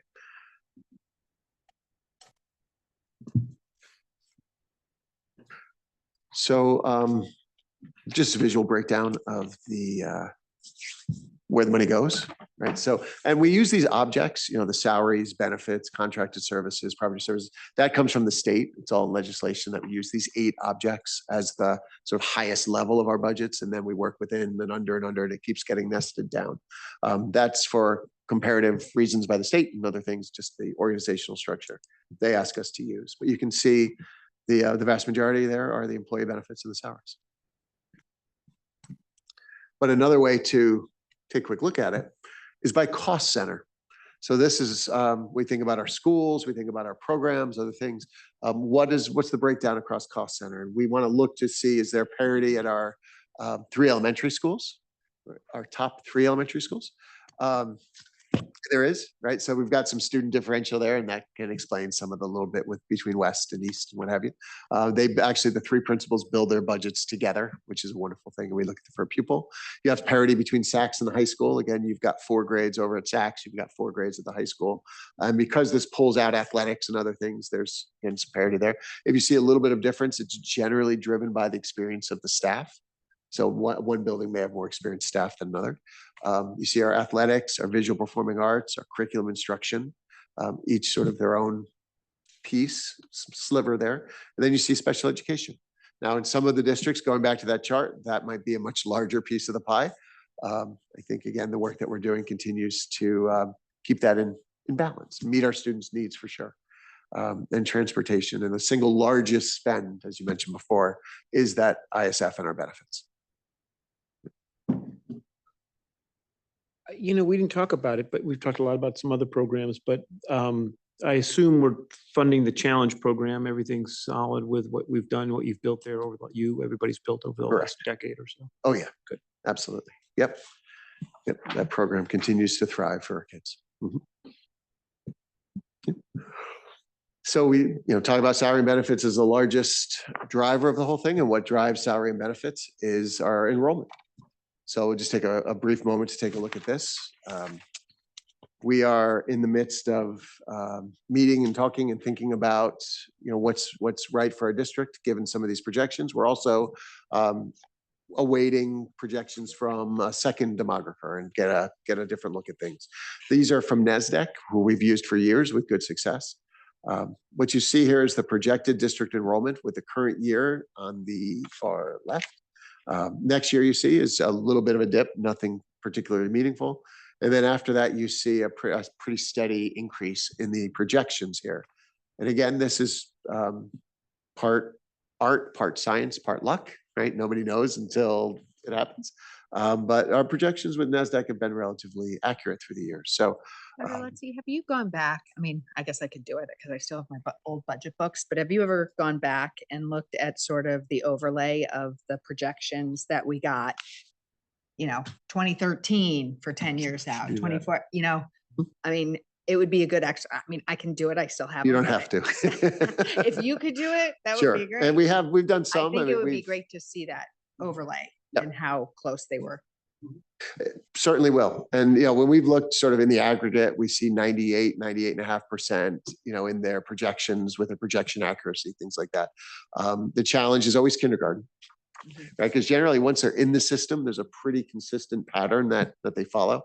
That kindergarten is tough. And I do think the once in a lifetime generation pandemic is kind of made things even more complex.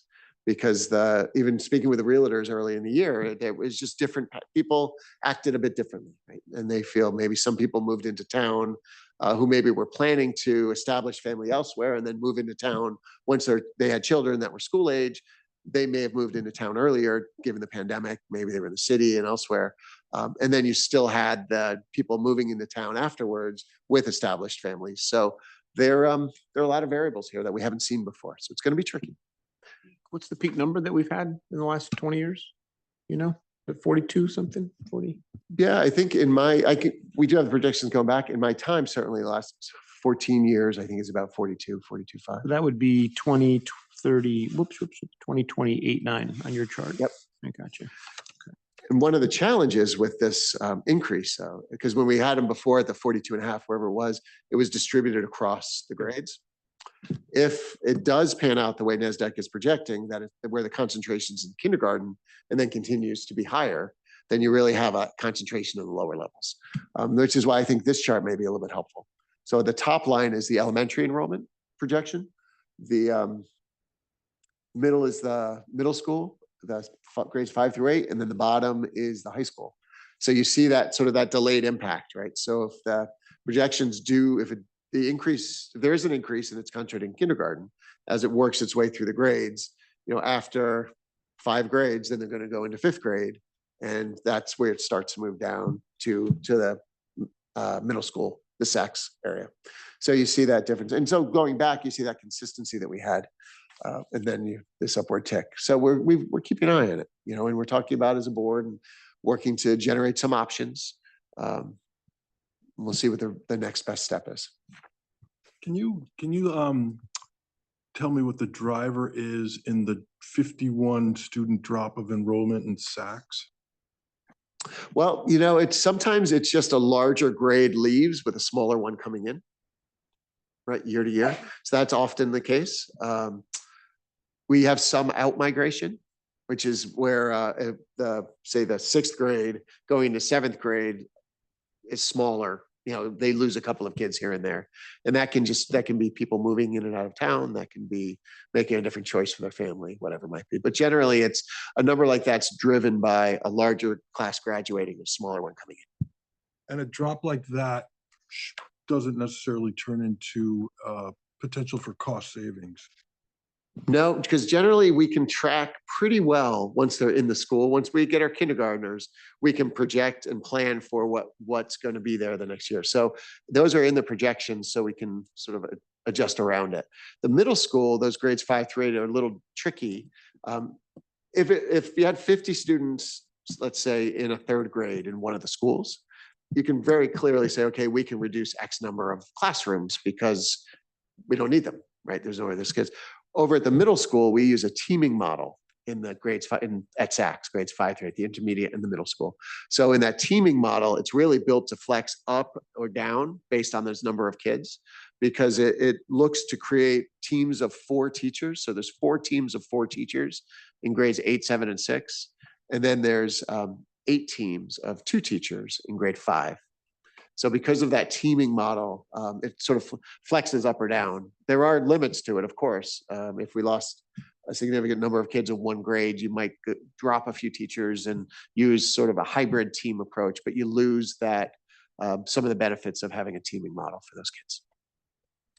Yeah. Yep. Okay. So just a third way to look at it. The bottom bar is the elementary, middle is the grades 5 through 8, and the top is the high school. Again, these are projections. We're getting more information and we continue to look at it.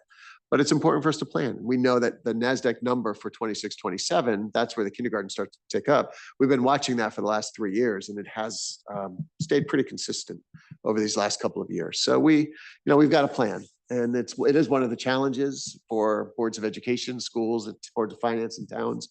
We're planning for possible futures. So we work hard to be as thoughtful, strategic, and purposeful as we can be. Okay. We are looking at our current kindergarten numbers. So right now, as of today, we have 244 students registered in our kindergarten, which is 11 students more than we had registered at this time last year. So we're keeping a close eye on that too. In the budget, we've not requested any additional teaching positions in the elementary or across the board for that matter. We are really looking at being stable where we are. We think the enrollment and the staffing is in a good place. We do have 2 additional positions that we'll talk about momentarily, which is a coach for our elementary teachers and a high school math interventionist to help our kids. We'll get there in a second. So we look across our grades K through 8, and it shows you the teams I was just talking about, Victor. So you've got those 16 sections. Again, 4x4 in grade 6, 7, 8, and then 8x2 in grade 5. We call that a mini team, and that's sort of that transition. Individual classrooms, of course, in grades K through 4. And these are the classroom sections, not the specialists, the PE, the art, music, and others. Okay. On the whole, across grades K through 8, we have an average of 19.6 students per class. So if you just aggregate all of this together, you get to 19.6.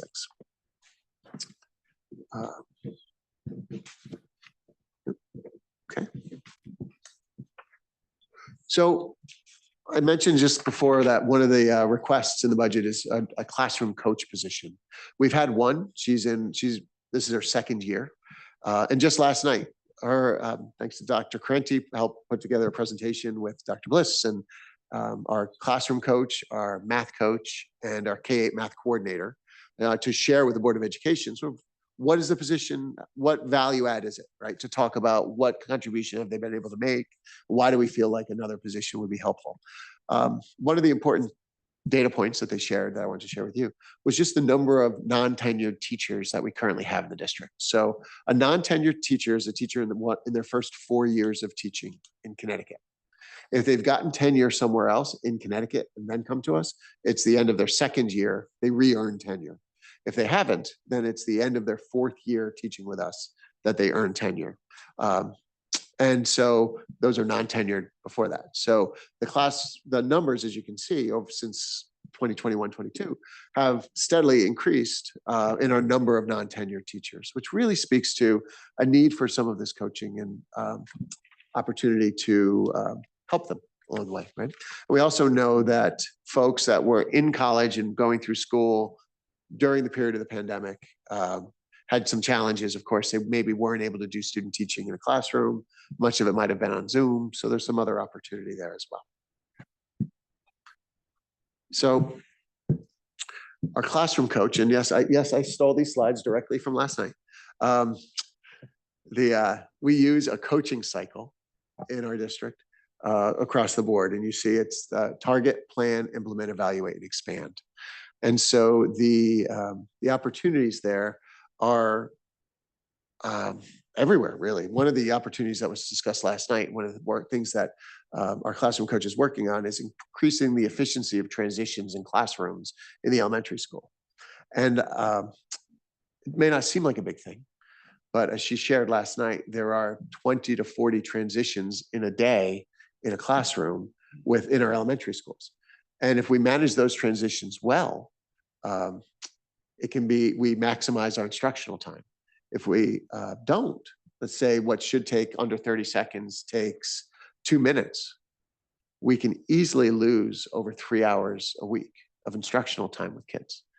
We're talking about 90 seconds, may not seem like a lot, but you multiply that across the day and the opportunities you have, multiply across the week, multiply across the year, and we're talking about significant instructional time with children. And so that's just one little example of how a coach who can come in, observe, provide feedback, show, model, can cover the class while that teacher goes observe somebody else doing it, can come back, plan together, and piece all this together. That's just one of many, many, many ways that our coaches can help improve what's happening in our classrooms and improve the instructional time. How do you get the coaches? So our coaches have been master teachers from within our district. People who are master teachers, understand our schools, our kids, our expectations, who are reflective enough to both be highly competent and to be aware of why they are, right? So they're reflective enough to know why they're, because not every superstar is a great coach. I think, was Michael Jordan, did he try that once? So I think what we want to do is find someone who is that master and also can help others to reach that level. So Is that their full-time position? It is. It is. Yep. So how many classroom coaches are there? right now we have one, Okay. and this budget requests one more. Okay.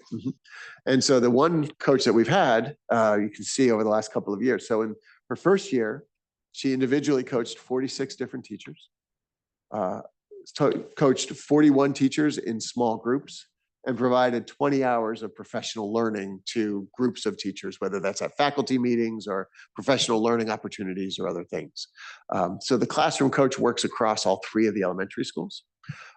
This year so far, she has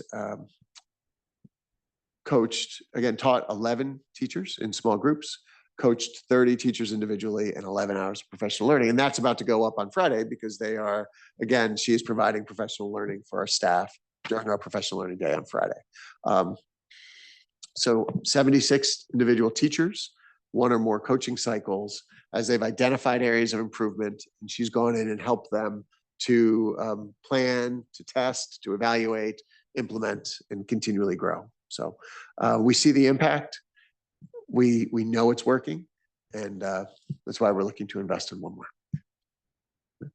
And this was an elementary teacher that was identified as a coach. Correct. So right now, the teacher was one of our kindergarten teachers, and is Our kindergarten teacher. who both Carlson children had. There you go. And look at them now. Survived you. I know.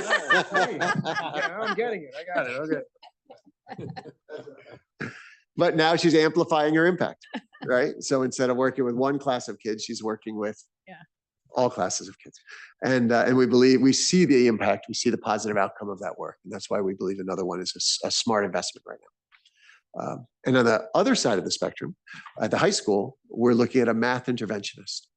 So what we have seen, we've seen a trend over the last couple of years that we've always had students doubling up on math in high school, but generally there were kids who were doubling up and maybe it's calc and stats, right? So they're on the math track, they're doing great all the way through, they're strong math students, and they also want to get the stats experience under their belt, whether it's AP stats or honors, whatever it might be, prior to going off to college. And many of our students were doing that, 30, however many, 30, 40 in any given year, juniors and seniors. Now we're also seeing another 30 or 40 kids that are undergraduates that are doubling up in math in order to kind of accelerate to get to calculus by the time they graduate, because they're being told by colleges and others that that is a very important benchmark to hit prior to applying to school. So those students aren't always as strong as the others that were doubling up at the top, because they were already on that calculus trajectory, but they want a chance to get there. So they need some additional support. And that's one of the many things that our math interventionists would be doing.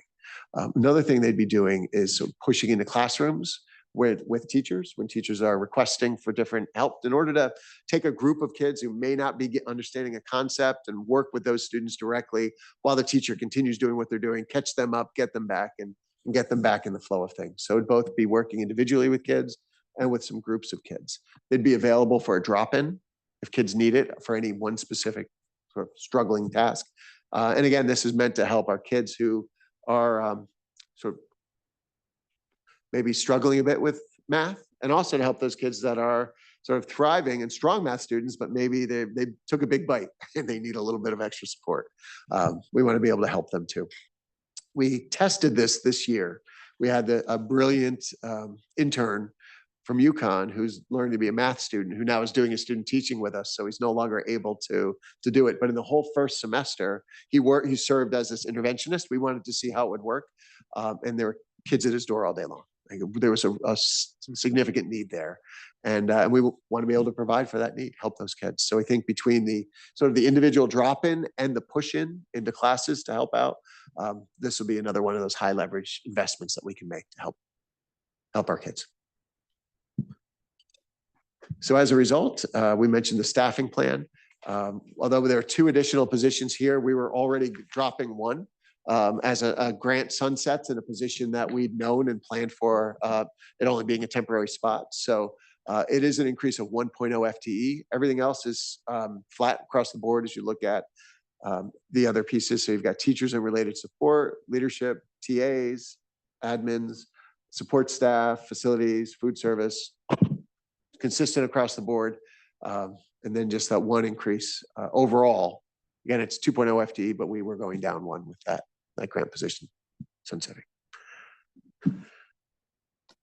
We've talked about energy quite a bit, but I thought this was just sort of puts it right out there. The heating fuel number. So you see from 22 to now, it's a $15,000 change over all of those years. And again, that's a whole bunch of, that's natural gas costs. That's also the energy efficiency work we're doing. I talked about building management, the smart building stuff that we're doing. We've got sensors now on all of our boilers, all of our places where we're able to really fine tune and manage that very well. Over for our electricity, I think this is a great story. And again, this has to do with the work we've done with solar and otherwise, and it's both supply and demand. You know, we're trying to hit it on both sides. So we're spending $163,000 less in this next year's budget than we did in 22 as an actual. It's cool. And I think it really speaks to how a series of relatively small but thoughtful decisions over time can add up to something meaningful. You know, because again, replacing the lights or putting in the dimmers or putting in the timers, and each one of those things in isolation, it's good to do, but thinking by the whole system, it really can move the needle. Yeah. So yeah, I'm proud of that. It's the team's work. I just noticed you've got a 20% increase in the heating oil fuel. I mean, we're all seeing energy costs. I just didn't know sort of, I think we did something slightly differently at town hall, so I was wondering where you got your 20 versus, From Bill. so Phil gave you 20. Okay. What do you give you? That's why I'm wondering. 10, so are we really just 15 each? Okay, well, that's. Because you're right. I mean, well, we'll talk about it and figure it out, but that's the biggest jump, right? So we were 468, we're 400, then we could jump up to 483. So that this year to next year is a Yep. significant jump. I mean, we're all knowing. That what's electricity, 64K increase. Mhm. And that's supply assumed flat. You know what? We just went through this today. You have a different rate structure being a very large building, and you really get hammered being a large building. Because they set it based on your worst day, right? Yeah, it's really, we were just going through this. I forget about that. Your square footage really hurts you. Okay. Okay, I got it. I feel better. But I will say, so along the same lines, what helps us again with the energy management is, in these large buildings, we've got all the mechanicals, and instead of having them all spin up at the same time and spike the energy, and then your costs get set at that, we stage them, right? So it doesn't completely, eliminate the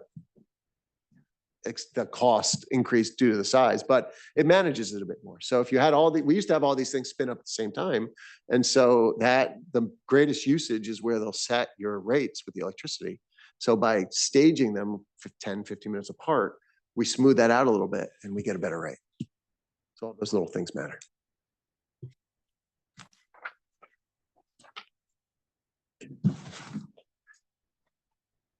A couple of other non-salary items of note here. Of course, ISF, we've talked about a little bit. We can go deeper. We did meet just recently with Joe again to take a look at December claims. They didn't, unfortunately, it jumped up in December. It was the worst December we've had in the last 5 years or so. We're still doing okay in the overall projection, and we're confident in the number that we have. I was really hoping I could come to you tonight and say, we have some savings that we can put on the table, but it's premature to do that at this point. But if things kind of level out, we anticipate and hope that they will, we may be able to bring things down a little bit in that ask year to year, but we want to get another month under our belt on that one. Our outplacement number, we talked about how the numbers trending down. Overall, that's the number of kids. Prices though trend 6-8% plus. Just today, I was in a conversation with UConn and a group that's been tasked with doing some research around having the state set price caps for these out of district placements, because we see pretty significant increases year to year. So the trend is typically 6 that we look to budget at, and you'll see here we're at 4. And that again has to do with the in-house programming that we're doing and keeping kids in. So I think that's really good work. Textbooks here, you'll see that's an increase in some of the books like chemistry, it's bio, it's physics. We have a new criminal justice course that we're looking at some books for. Another large driver in that is those online subscriptions in world language. So we had opportunity to purchase these during the pandemic, and it became important to have them because kids weren't here, and it was a great way to continue. And it's a great resource, but they do age out after a number of years. So we have to make some replacement there. And again, we don't level budget that. Some districts do, where they just set X aside every year, and then they figure out how to spend it. These are actuals. Like we come forward with the need. So next year it'll be about the same next year because these needs are consistent. We've got some others, but we'll hit a point where we can dip down again, and we do that. Then we have our software and our software licensing. Again, these things tend to trend a bit. Sean, would you like to take a look at those main drivers as we talked about? Sure. And the Yep. other piece? Yeah. I know the Board of Finance loves the page in the book on why the budget changed. And Exactly right. yes. So it starts on page 22 in the book. You gonna put it up? Right, so up at the top, we show the budget request in 2 different ways. One is the total, including the ISF. So on a base of $109.1 million budget this year, we're requesting 114.2, which is a $5.1 million increase, or 4.67%. Excluding the ISF, it's pretty close. It's about 4.7%. So total salaries are increasing at the top of page 23. So the next page, total salary is increasing by 3.31 million, representing 3.03% of the 4.67 overall percentage increase.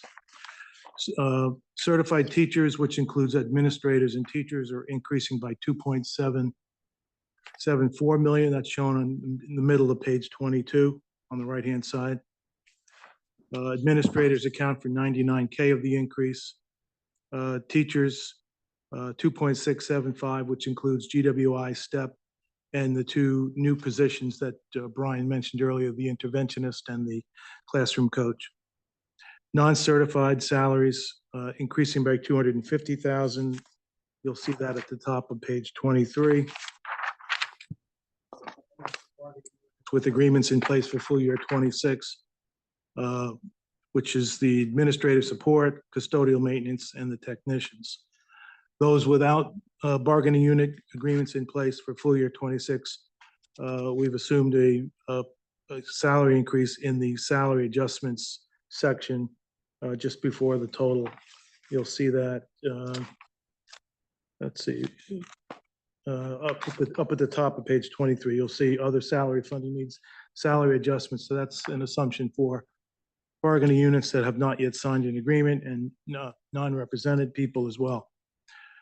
What else? Is the turnover savings about what it was last year, or is that a little higher? The turnover savings, I think, is, I'll have to look at that. We're at 245. Yeah. And last year, So, we landed a little bit higher. hmm?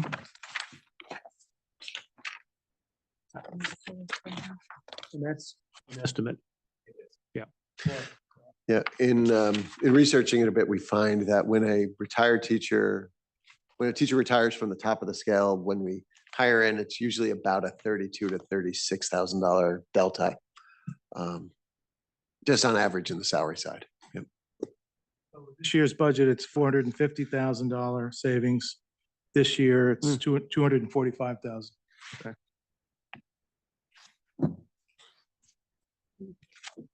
We know of 3 retirements so far. Let's see, benefits overall, which shown on the middle of page 23, is increasing by 902,000. And that represents 0.83% of the overall 4.67% increase. The ISF accounts for 808 of it. That number is driven primarily by what we've learned from Joe is claims are up by about 4.5% in the 26 over 25. And our stop loss is increasing by 15%. What's the stop loss total number then? Sorry? The stop loss is, what's the total number? Total number, I think, is about 1.7. Let me see. Oh, I got it right You here. didn't bid yours. 1.7. This year. 1.7 versus 1.48 last year. We jointly bid stop loss annually, the town and us together. Yeah. The other piece in benefits, payroll taxes associated with salary increases accounts for another 94,000. In total, salary and benefits, and I think Brian mentioned this earlier, it's about 4.2 million or 3.86 of the 4.67%. So it's about 83% of the overall dollar increase. Contract services on the middle of page 23, increasing by 159,000. And it's primarily attributable to outsourced services, mainly in our reproduction services area, and some minor consulting increases, plus additional services at athletic events. Property services increasing by 252,000, and that's on pages 23 through 24. Energy related is up 148,000. Repairs up 26. Software support and licensing 56. And Turkey Bowl related rental expenses 14,000. Purchase services, middle of page 24. I will share with you that we do not anticipate raising the cost of the Turkey Bowl tickets. Well, I was going I couldn't tell if it was the rain or the price that their, stands were rather empty for a turkey ball. Brian wants to maintain it. I want to go down to $9.99. You heard they're stopping making any more pennies.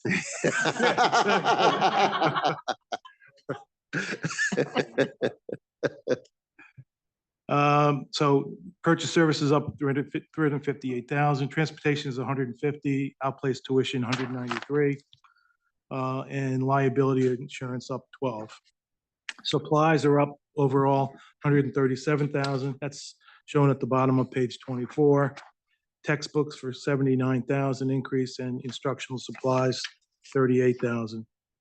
On the top of page 25, equipment is up a net increase of 14,000. Other expenses on page 25 up 15,000, and fees and other offset an increase of about 47,000. That's on the page 25, and that 47,000 is just anticipated gate receipts for the Turkey Bowl in November. 5.1 million. Is the transportation expense, the increase, is that just fuel or what's driving the 150? Fuel, we pay for the fuel and then they reimburse us for non-route miles. It's a serious meeting. So No humor, levity. at 2 hours, you get to have a little, yeah, okay. Are you gonna do capital next? Yes. Okay, so before you go there, since we're on that last page, which you just took down, I guess I do have an ask. I think we collectively have an ask. So knowing that obviously over the last, I think, few years, budget's up 25%, we know headcount's flat. I think as we look out the next decade on current course and speed, we're gonna invest, I didn't say spend. I know you know like that. We're gonna invest $1.3 billion as a town in our school district, which is a lot of money. So I think what we are trying to do every year is sand it down a little bit so that over a decade, those actually do add up and helps us. So the question for you, we had sort of guided towards something with a 3 in front of it was what I think I said. And we're at 4.67. So the question for you all is, can we find a way to get 500 to 700 off of this number? And I think that gets you to 399 if I did my math right. And but importantly, not to be fun about it, it's just that, this is the taxpayers, the parents support the program, we support the program, and we've been in this for a decade now, you know that. But having said that, I still think it's worth asking, and I know it's February. It's still a little early. A handful of retirements could go to 5. So I know that there's that's out there, I know that. So we're just asking you if you could look at a way to do that over the next few months. And then as we get to the numbers in May, let's make sure we can find a way to sort that out. Sure. Fair enough? Very fair. Yep, we will continue to keep a close eye on anything that's variable for sure. As we look at our insurance, as you said, we look at the retirements, we look at any other opportunity that might pop up for sure. We'll keep an eye and we'll keep you posted. Right? Yep. This way, there's no surprises as we Perfect. continue to work. Yeah, thank you. Other questions on that? When is our teacher contract up? Did it just recently get? Yes, we just finished negotiating a new contract. Yep, and that's about to be filed with the town clerk in the next week or 2. And that runs for how? 3 years. Yep. And we always negotiate a year in advance, right? So that we have that in hand as we build the new budget. Does the operating budget include any federal funding, grants, credits?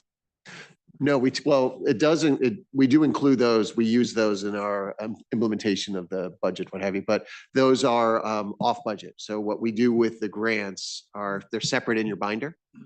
So the staffing plan has all the staff, but there are some that are covered by grants that are not in the budget and that are, explained elsewhere. So we use it it doesn't supplant, but it supplements.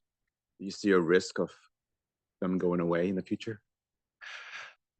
We have to pay attention, right? We've got to look. The primary grants that we have, the biggest drivers are the IDEA grant for special education. That's the largest. And what happened, we have a year of carry in that grant. So we receive it annually. It's a 2-year grant. So you've always got some that you're working with. And that covers staffing for special education staffing. There are some other smaller grants. At least right now, by all accounts, the IDEA grant and the special education needs is on solid footing, but we're paying attention. I feel like with education, the conversation was what, regardless of what happened, it all just gets pushed to the states. Unlike some maybe other things that are happening, the conversation is really pushing it back to the states. So my expectation would be regardless of what happens, it'll either be from the federal or from the state, at least for education. And at the federal level, just nationwide, it covers about 7% of the costs of special education and IDEA. And, in truth, back when IDEA was first passed, there was a 40% commitment from the feds that they'd cover 40% of those costs. And they've never come close, right? It's always been around the 7. Yeah, when I have the opportunity to advocate in DC, which I do annually, I used to talk about full funding of IDEA, right? Get to that 40%. I think this year might just be continued funding at the 7. The governor did, though, at that same conference, talk about what you talked about, finding ways to cap special education costs. So he's all on board with trying to find a solution to that. Yeah. What happens, not to digress, but those outplacement providers, some of them are excellent, and there's a whole continuum, of course. But it's sort of a capitalist structure where they're setting their own rates, but yet we're constrained by all of the legislation that sets the rules that really don't put us on equal footing. So I think that some intervention there to cap some of those rates and level that playing field a bit makes good sense. Anything else on operating before we go to capital? Maria and Michael, we can't see you. I don't know if I guess we don't need this page anymore. Maybe we can pull that down. Yep, I will pull that down and I'll put up Any questions before we jump to capital? Or any comments, I should say? No, so far, good presentation, good story, no questions. Thank you, Michael. Okay.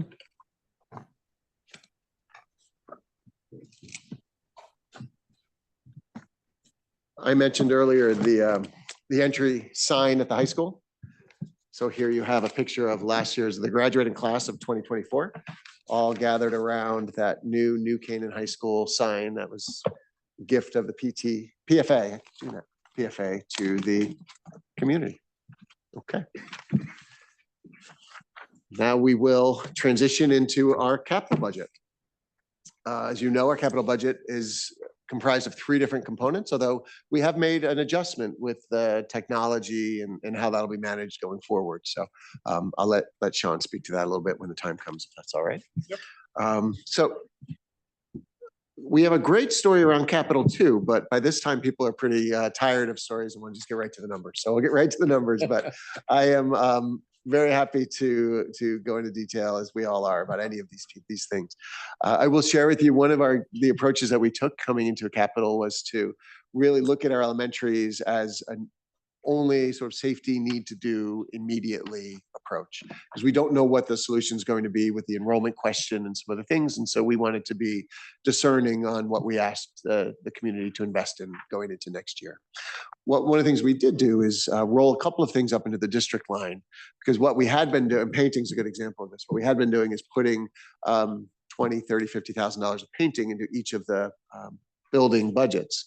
But what had happened was we have opportunities sometimes to do things at one building, maybe not another. For instance, if we're running summer programs all over at West, then we may not be able to do the painting over at West that summer, but we might be able to get a lot more done over at South because we're not using that building because maybe we're replacing the boiler, whatever else is going on. By having it split into small buckets, we didn't have the flexibility to do that.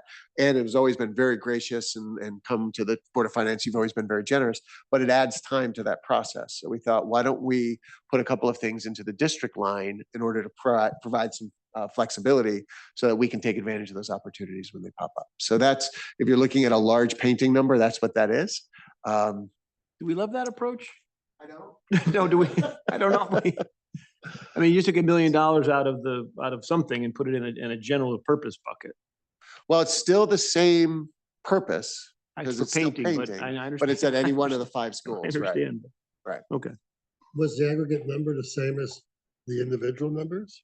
30,000 for the elementaries, that's 90 and 100 between Saks, but it's up 10. 190 versus 200.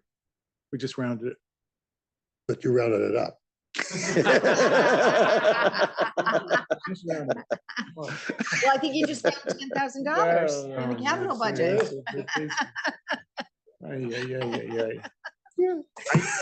The flexibility of this approach, but the specificity is important too. We're gonna be very tough on capital. I hope Tiger hung up because he's not gonna like Thursday, but we're gonna be really, really, really, really tough on capital. We have to be. Sure.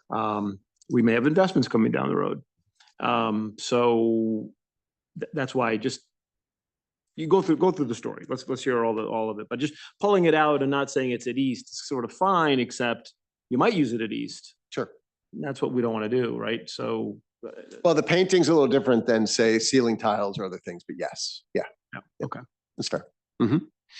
So on the district line, so with the painting, there are some things that we wind up doing. We have projects that pop up throughout the course of the year, and so that's what we have our engineering services for.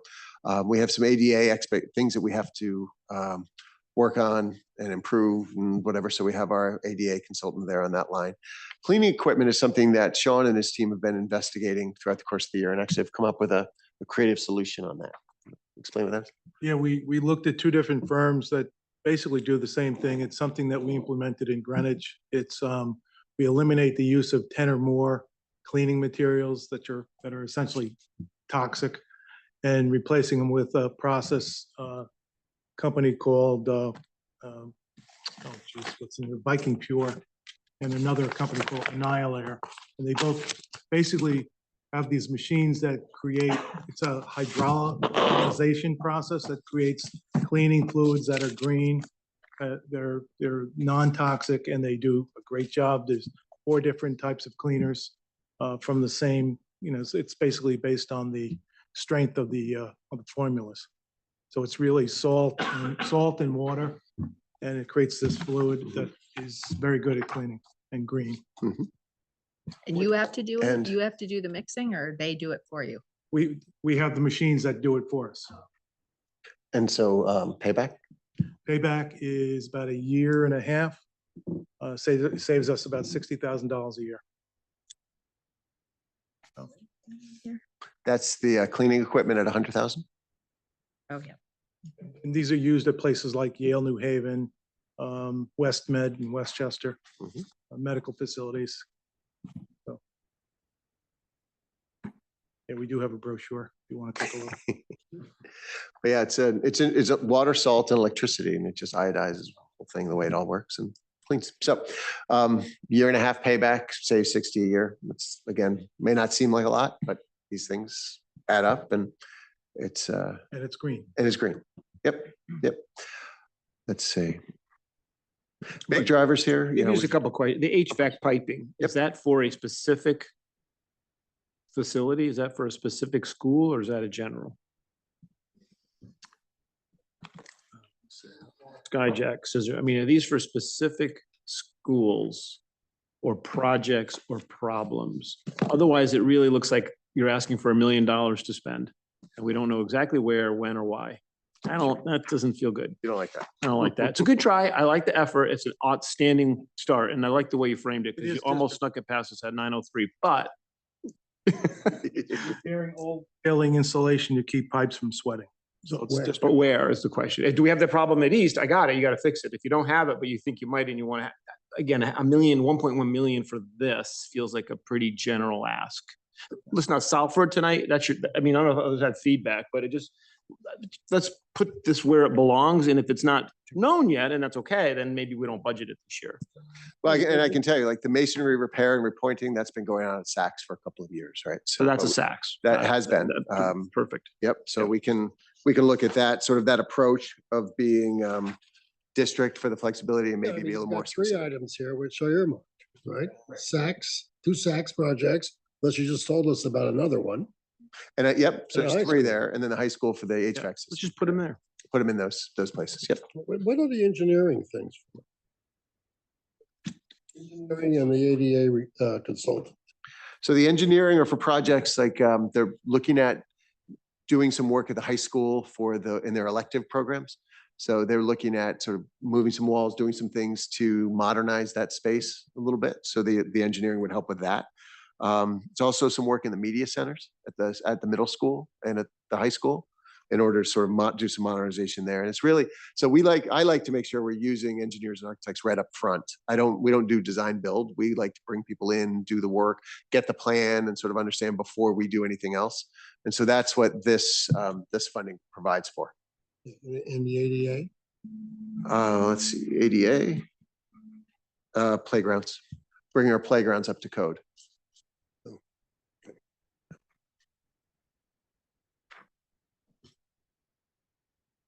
Okay, again, I think just put them where you think they're gonna go. And if there's something that you don't know and for sure, let's use this as a good year to not do it for us. I mean, we really have to have a tough conversation on capital. Okay.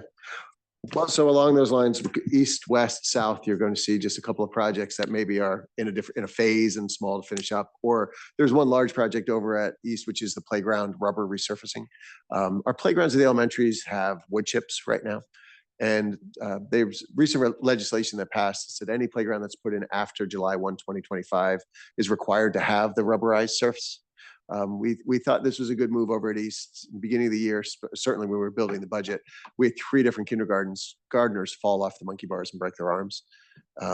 So felt like, this, and we had the town come and we looked at it, but that East playground, we feel like is a good spot to put down that rubberized surface for our kids.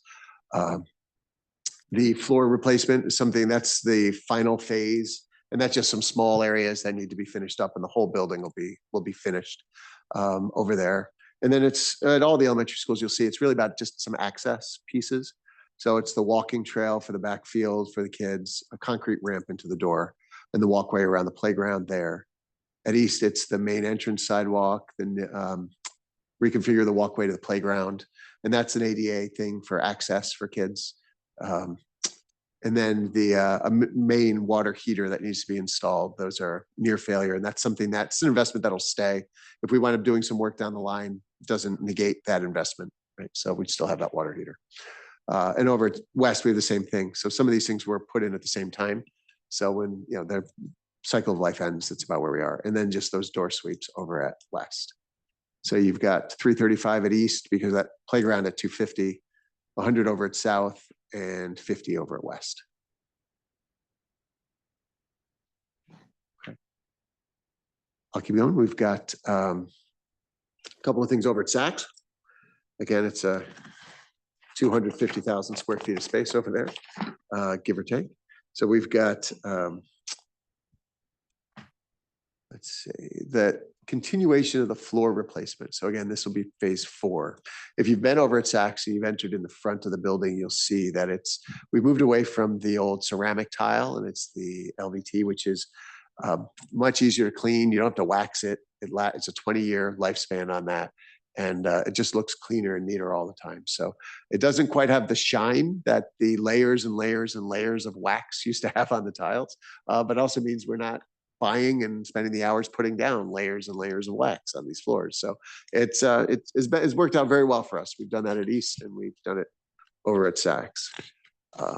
Let's see, that's the largest driver. Oh, other than the elevator mechanics, which is we have to replace the guts, right? The outdoors, well, the car itself's okay. We have 2 elevators at Saks. One of them's been refurbished. This is the second one that needs to be done.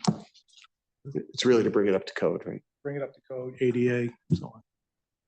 Can you talk a little bit about the courtyard restoration and whether there's any sort of PTC contribution to any of that?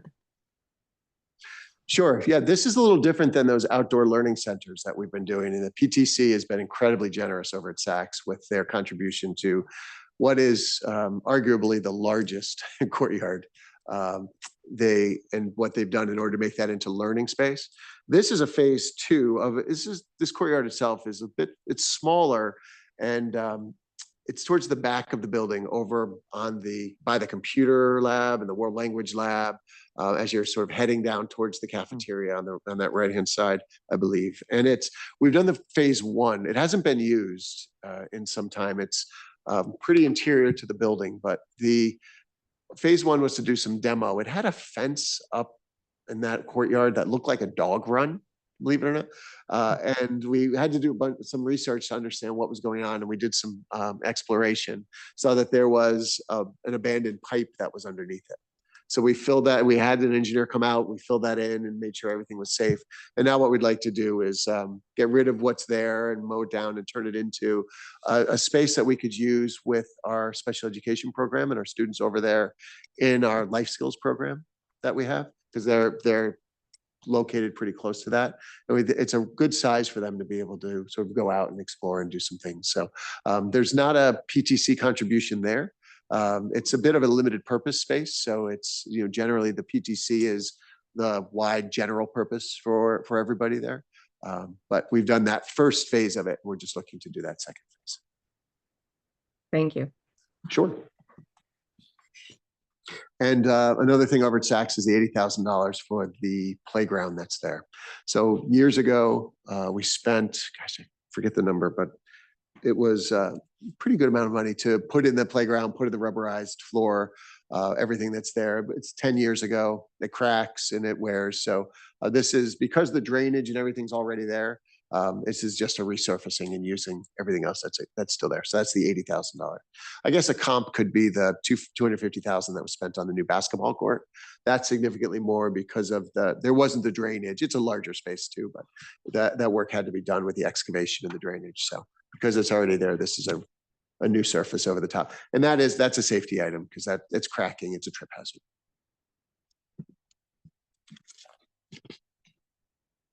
We did have, if you look in the look ahead, and we do include, each of the budgets, kind of a 5-year look ahead just to get a sense of things. And of course, it's never cast in stone, but it projects a bit. We had the start of the Saks roof coming up. So we've decided that we'll push that out a little bit more because we know that we want to be as tight as we can in capital. Thank you. And because of this next item I'm going to talk about. Very good. Before you go to the high school, do you have unspent capital? I'm looking also at Ann and Josh. Is there unspent capital of projects that have been budgeted but either not started or not put on We pause? just closed out a handful of projects from a couple of years ago. I think we were able to close out with a balance of about 55,000. That That's in gets the last rolled few back. weeks, But since we've been tracking this closely, since looking at the older projects, since May, we've closed out. We were at about $2 million of pre-23 projects. We've closed out about 56% of that. Quite a bit. And as I said, just recently working with Josh, closed out another 55K. Do they under the same rules around the timing of having it spend it within a certain window, or it has to be reapproved like the town is? For tax support, yeah. Okay. Thanks for that, John. And if you look in your statement of accounts as you get them, we'll periodically include a tracking sheet of all of the capital that's been approved and unspent that tracks every project that's there quarterly. So that helps too. Yeah, bring everybody up to speed on the PA system. That's the single biggest item. Yep, it's the single largest item in the capital ask.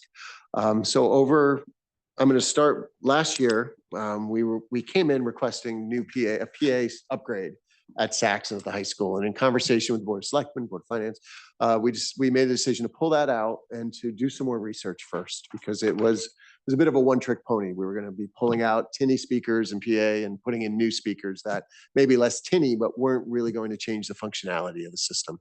So we did some research, spoke to some colleagues, some other folks, and found a company called Audio Enhancement that's out of the Midwest. And they have a solution that is multi-pronged. And one of the cornerstone of the solution is they install speakers in every classroom that then amplify a teacher's voice using a lanyard and the microphone that sits on the lanyard that the teacher wears. There's research that speaks to the value of this instructionally for our kids in the classroom.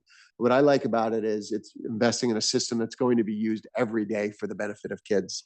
A PA system is just that, whereas this actually is something that will improve the classroom experience for every child.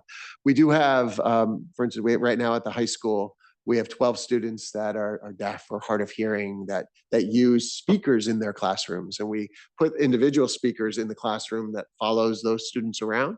And pretty much every student in the class is disappointed when that speaker leaves the room and they're not using it anymore because they find it's a better experience for them as students in the room. This is better than that because you're actually putting speakers into the ceiling that are balanced across the room. So depending upon the size of the room. So it gives us that functionality. It also functions as the PA. So it works as your public address system for your bells, for your announcements, for any communication in and out of a classroom. And it's very customizable in that you can set up the bells to be on whatever schedule you want to be, even room by room. So a good example of how that is helpful is in the high school, they have block schedules. And during the lunch period, students may have first lunch where they go to lunch before class, split lunch where they go to lunch in the middle of the class, or third lunch where they go after class, right? So that block is an extra 25 minutes long so that students can have their lunch. Right now, if students in third lunch are listening to 5 bells in their class before it matters to them and they get up to leave. And what we can do now is in those classrooms, set it up so that they don't have to hear those bells. The only bell they hear is when their class is done and they can go to the CAF. And it doesn't sound like a big deal, but it is, right? Because as a student, you hear it can pull you out of whatever you're doing, whatever, if you're reading, writing, thinking, whatever's going on. And it also sort of signals that it's getting to be time to go. And they're kids. So, where their mind goes, who am I going to sit with at lunch? What am I going to get to eat? Where am I going to go? Am I going to go here? Am I going to there? All of those different things that students go through, and adults do too. So that's just one small thing. The other piece around functionality is through the app and the front end that this thing has, you can also do announcements into the building from anywhere. So I could be over at West, or I could be anywhere, and I can pull up the app, dial in, and be able to make an announcement into the school in general, or into an individual classroom, or into a group of classrooms. So it really gives you a lot of functionality that way. Third thing is there's a safety dimension to this, where the lanyard, because the lanyard syncs up via RFID, I believe, with a base in each classroom, each one is unique. So there are buttons you can press on the lanyard that can signal an alert. And it all ties in with the existing systems that we have. And so it gives us that third piece, which is another layer of security within our system. That's already very good and gives us a little bit more. So I think the charge to do a little more research and to get something that will serve kind of a bigger purpose than just a PA was absolutely the right one. And I think we've found the right system for our high school. Again, the fact that it's an investment that we'll be using every day with all of our kids in all of our classrooms to high school. I think that's That's a pretty good sales pitch. thanks. What was my job with that company? Yeah. I think that's necessary. I think we would be the first school district in for school in the state, or first district. First school in the state, as far as I know. That would do this. Mhm. So Mhm. we're not their first school. They've got other clients, obviously. The numbers I saw, if I have it right, they're about 40% of the classrooms nationwide in one way or another. Yeah. What was the cost of replacing the tinny speakers with the new tinny speakers? For both schools, it was about 650,000. That's important. You're doing something anyway. The functionalities. Sean has beaten them down because they're first mover in the state. You're making them pay for that, I hope. I know you are. Absolutely shocked that they have penetration into New York State significantly. Yeah, okay. And the firm that installs it is a business partner. So when we met, the first thing I did is I saw the number, it had that many zeros. I said, that's too much. And then they talked me into it. So it was, Other questions on that one? That's a big one. That's a good one. It's gonna be a hard one Yeah, to the skinny only thing I down. would say is just make sure you speak into make sure your light is on and you lean into the mic a bit. Have we seen any feedback from schools or school districts that have used this new PA system? I have. Yep. I've spoken with colleagues out in Illinois. who use it. Mhm. And and it's all been very positive. And one of the things I like about this too is it's not an ongoing service contract once it's in place, right? It's a cost, they put it in. You may need some batteries, you may need some things here and there, but a lot of the other ones where we're doing research, they always wanted you to pay whatever for a service contract. The audio enhancement company itself it's a mission-driven company started by a mother who was really looking to help her child who was born deaf and was told that he'd never learn at high levels. And he's now, CFO of the company. So it's a pretty cool story. Oh, cool. Thank you. Yeah. Anything else you want to cover on this page? Hey, Todd, I have a question. I don't have a question about the PA system, but I have a question about the play clocks at 200,000, the scoreboard. Yes. Can you go through that? Absolutely. Yep. That's important to discuss. So that is our scoreboard at Dunning, right? So it is as you're likely aware, it's an LED board. So most scoreboards are just the numbers. We have actually the opportunity to show it's a large LED board. It's 14 years old, I believe, because I think when I came back in 2011, it was brand new. Because I remember standing out there and praying that a tree didn't fall on it during that storm we had. And luckily it didn't. And then wondering, will insurance cover this? So that being as old as it is, we can no longer get parts for it. So if something happens to the board, it could take a month, 2 months for the parts to get shipped in and for things to be fixed. It's again 14 years, so it served us well. The cost is lower than a new board would be in a new place because we're using existing wherever we can, right? So the board itself has to be replaced and the electronics things, but we've also got the conduit and other things that are run. So we'll be able to reuse a lot of that, at least the piping that's there. It's more than a scoreboard, which is why I felt it was important for us to bring it forward because we certainly use it for our games at Dunning, football, soccer, lacrosse, everything that happens there and in the community. But we also use that space for community events. So a graduation is a great example. Because of the functionality of that board, if you've been to our graduation ceremonies, we graduate on the field with our kids, and our NCTV crew, our undergrads, are able to get a close-up shot of every graduate as they come across the stage to get their diplomas. So in a stadium, when you have a graduation, it can feel a little bit impersonal because you're so far back, but we're able to make it special. Every seat in the house is a good seat.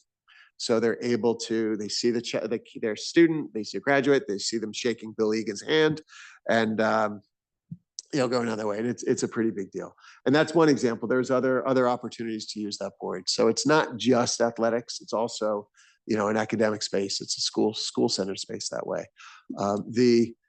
If we can do some fundraising for that, we will. The problem is the urgency is here. Like this, we need to have this replaced this summer. I think it'd be a challenge to go into the fall season. I'm a little nervous even about graduation, to be honest, but it would certainly a challenge to go into the fall season with the board that we have now. I think that it just takes one part, one error, one thing going wrong, and we could lose a month plus of using that and don't know what our fallback would be. What about the New Canaan Athletic Foundation? Could they help raise some money for this expense? Perhaps, and I think it's worth a conversation. Again, I think that the multi-purpose use of this might make it a little bit different because we do use it as the district for school, for class, for other things. But whether it's through that or the All Sports Booster Club or Jay having some conversations, certainly we'll try. And if we can offset this a bit, we certainly will. I think they had other I don't want to speak for them, but I know that there were other projects that they're still trying to complete ahead of this. So I can't imagine they would be super receptive to this in front of the other projects that they already have in mind. They're doing so much work at Dunning. Yeah. Right, that, this is a relatively small item. You wonder if they could just slip it in. $8 million.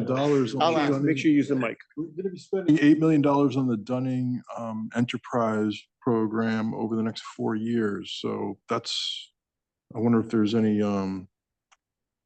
room in that budget to slide this in. Yeah, I think our challenge is simply the urgency, right? So I think that, I'm happy to pursue every avenue.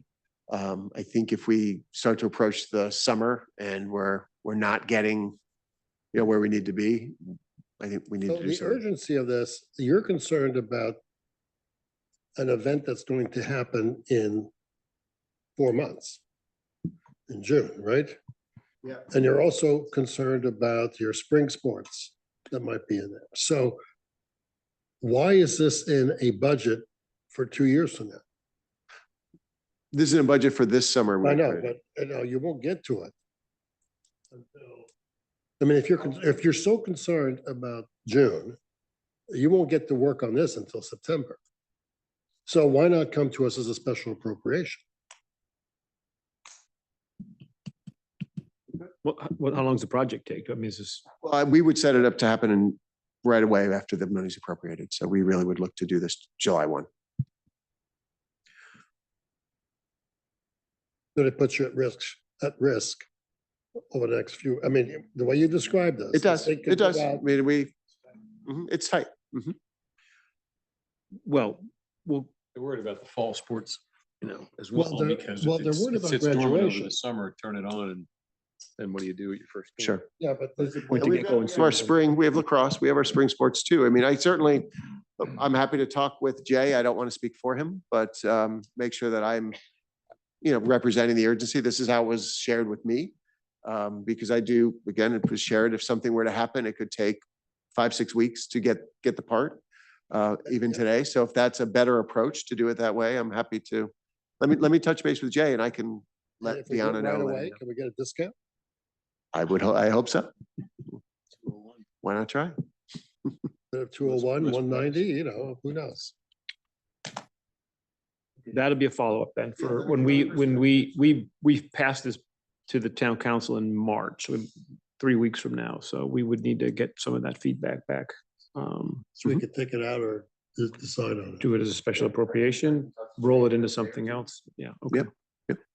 Other questions on, anything else you wanted to share on anything else on capital? Nope, glad to answer. the Michael, questions. would that answer your question? Yeah, Was that is, I had a question about the security booth, 60,000. Can you quickly go through what that is? Sure. That's at the high school. That's right out front. When you pull into the high school on the left, there's an old booth there that is 20 years old and needs to be sort of moved. We need a new booth. That was back from a sort of a different era. So what we'd like to do with that 60 grand is we'd purchase a new booth and we'd put it in the middle. It's wide enough for the booth so that you have some traffic control, better access control coming and going on and off the campus during the school day. As the booth is now, it's really an observation booth. Can't do much else with it. Yeah. Is there a guy in it? Penalty box, penalty box. It's a cutout, some of our cutout. Right. And we'd like it to, A Russian. add some more security for us. I guess a question on all of these items, they're all very rounded.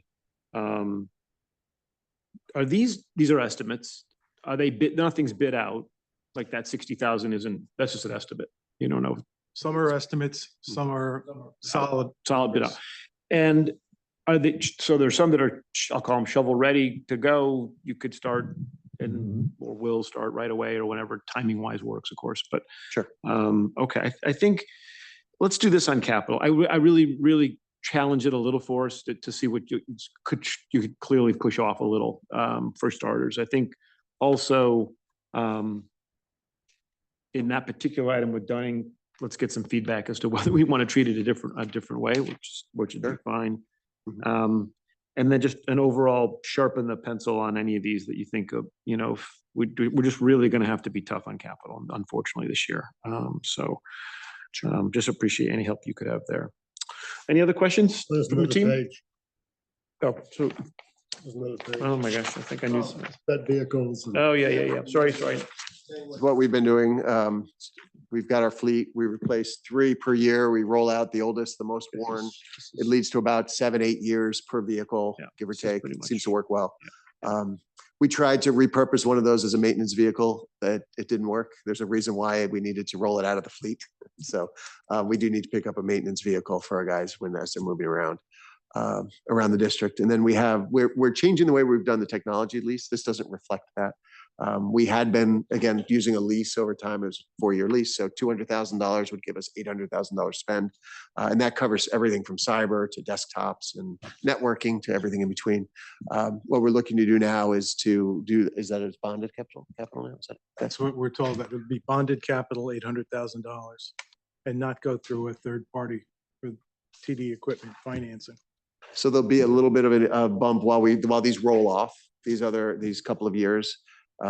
So, because we still have the 200 we owe from 22, 23, the 400 from 23, 24, the 600, 24, 25. So we'll carry those over the next couple of years as they roll off, and the 800 would be consistent as a spend, if that makes sense. And one extra benefit of doing it this way is that, we started to get E-rate funding, which is a grant funding from the FCC. And we can get up to 40% discount on certain technology goods. Because some of this stuff was paid for by a third party, TD equipment, that 40% dropped to 15, 20%. So by going this way, we're going to get the full 40% on certain technology equipment, which is big savings. How does that roll into your, how will we see that? How will we see that discount come in? Oh, when we're purchasing, the various equipment, 800,000, some of that equipment will be subjected to a 40% rebate from the Federal Communications Commission. So That's what you're asking. Where's the line item for that? Yes, where's the line item? I think since it's brand new, we haven't done this yet. We're just going into the program. I think in year 1, let's see how we do, but we'll look to see if there's a way to bring down the spend and and make Yeah, that I'm just work trying to together. wonder, does that mean that? She's got it. So you may not get it in the year that you think you're going to get it. So do you budget for the rebate then a year later and then have that cascade every year after? Start it in year. Yeah, okay. Okay, so we that should means- add that as a so it's line not item next every year. Because the next year, you're going to have those rebates. Well, once And you're, then you're going to have the next year, 2 rebates, then 3 rebates. And then, so it's not 800,000 a year. It's actually a declining. It would, number each year. the rebates would apply to that next Yeah. year's budget, I guess. That's a good way to do it. It's a good way to do it. We'll figure it out, as you Yeah, said. It's brand exactly. new. We haven't done it That's before, okay. Yep, so we yep, just, yep. but No, it's a good. yes, makes good sense. Great. And that's,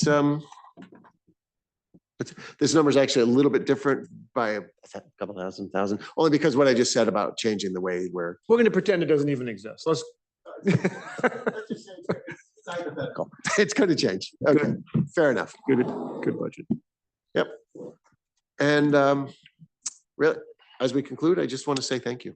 I just really want to share my gratitude with all of you for your thoughtful engagement here tonight. And I know the work that's ahead of you and, our partnership, the Board of Education, the staff, the community, our folks that are here with us. It's hopefully you heard a lot about who we are, our mission, vision, values, and goals, what our beliefs are about our work and our mission. I mentioned that audio enhancement is mission driven. There's no greater mission than the mission that we take on each and every day. And I think the work we do is the most important work on the planet. And I know that we do that work with your trust and faith, and we're grateful for all of that. And so thank you for the opportunity to share this with you, to talk about our district, to plan together, think together, and looking forward to more conversation. Thank you. I think speaking on behalf of the board, first, congratulations to you, to your team, to your administration, to the parents, the teachers, the students, of course, every year for the last decade. I think that in the town and the taxpayers have built an amazing district, and we're all proud of it. And we're delighted to be your partner. And I know we have these budget discussions, but every year you build a great story and a great budget and a great set of numbers. And we need to do a few things, of course, but speaking for everybody, thank you all really for everything you guys have built and done. And we're happy to support you and be also advocates for the town and the taxpayers. So phenomenal. Great job. Any other questions for anybody or any other comments? Michael, Maria? No, thank you, Dr. Lutzy. It's a great presentation. Thanks for all the great work. Like Todd says, we really value your contribution and your efforts, and being #1 is a incredible achievement. So proud to be part of the town that has the greatest school system in the state. Thank you, Mike. And in the nation. So that's congratulations, Good Stephanie. ad, exactly. Thank you, Maria. Great. Okay. Well, thank you very much. Thank you. Thank you. No other business, so we'll need a motion to adjourn. Motion. Maria, second. Victor, all in favor? Aye. Aye. Opposed, none? Thank you.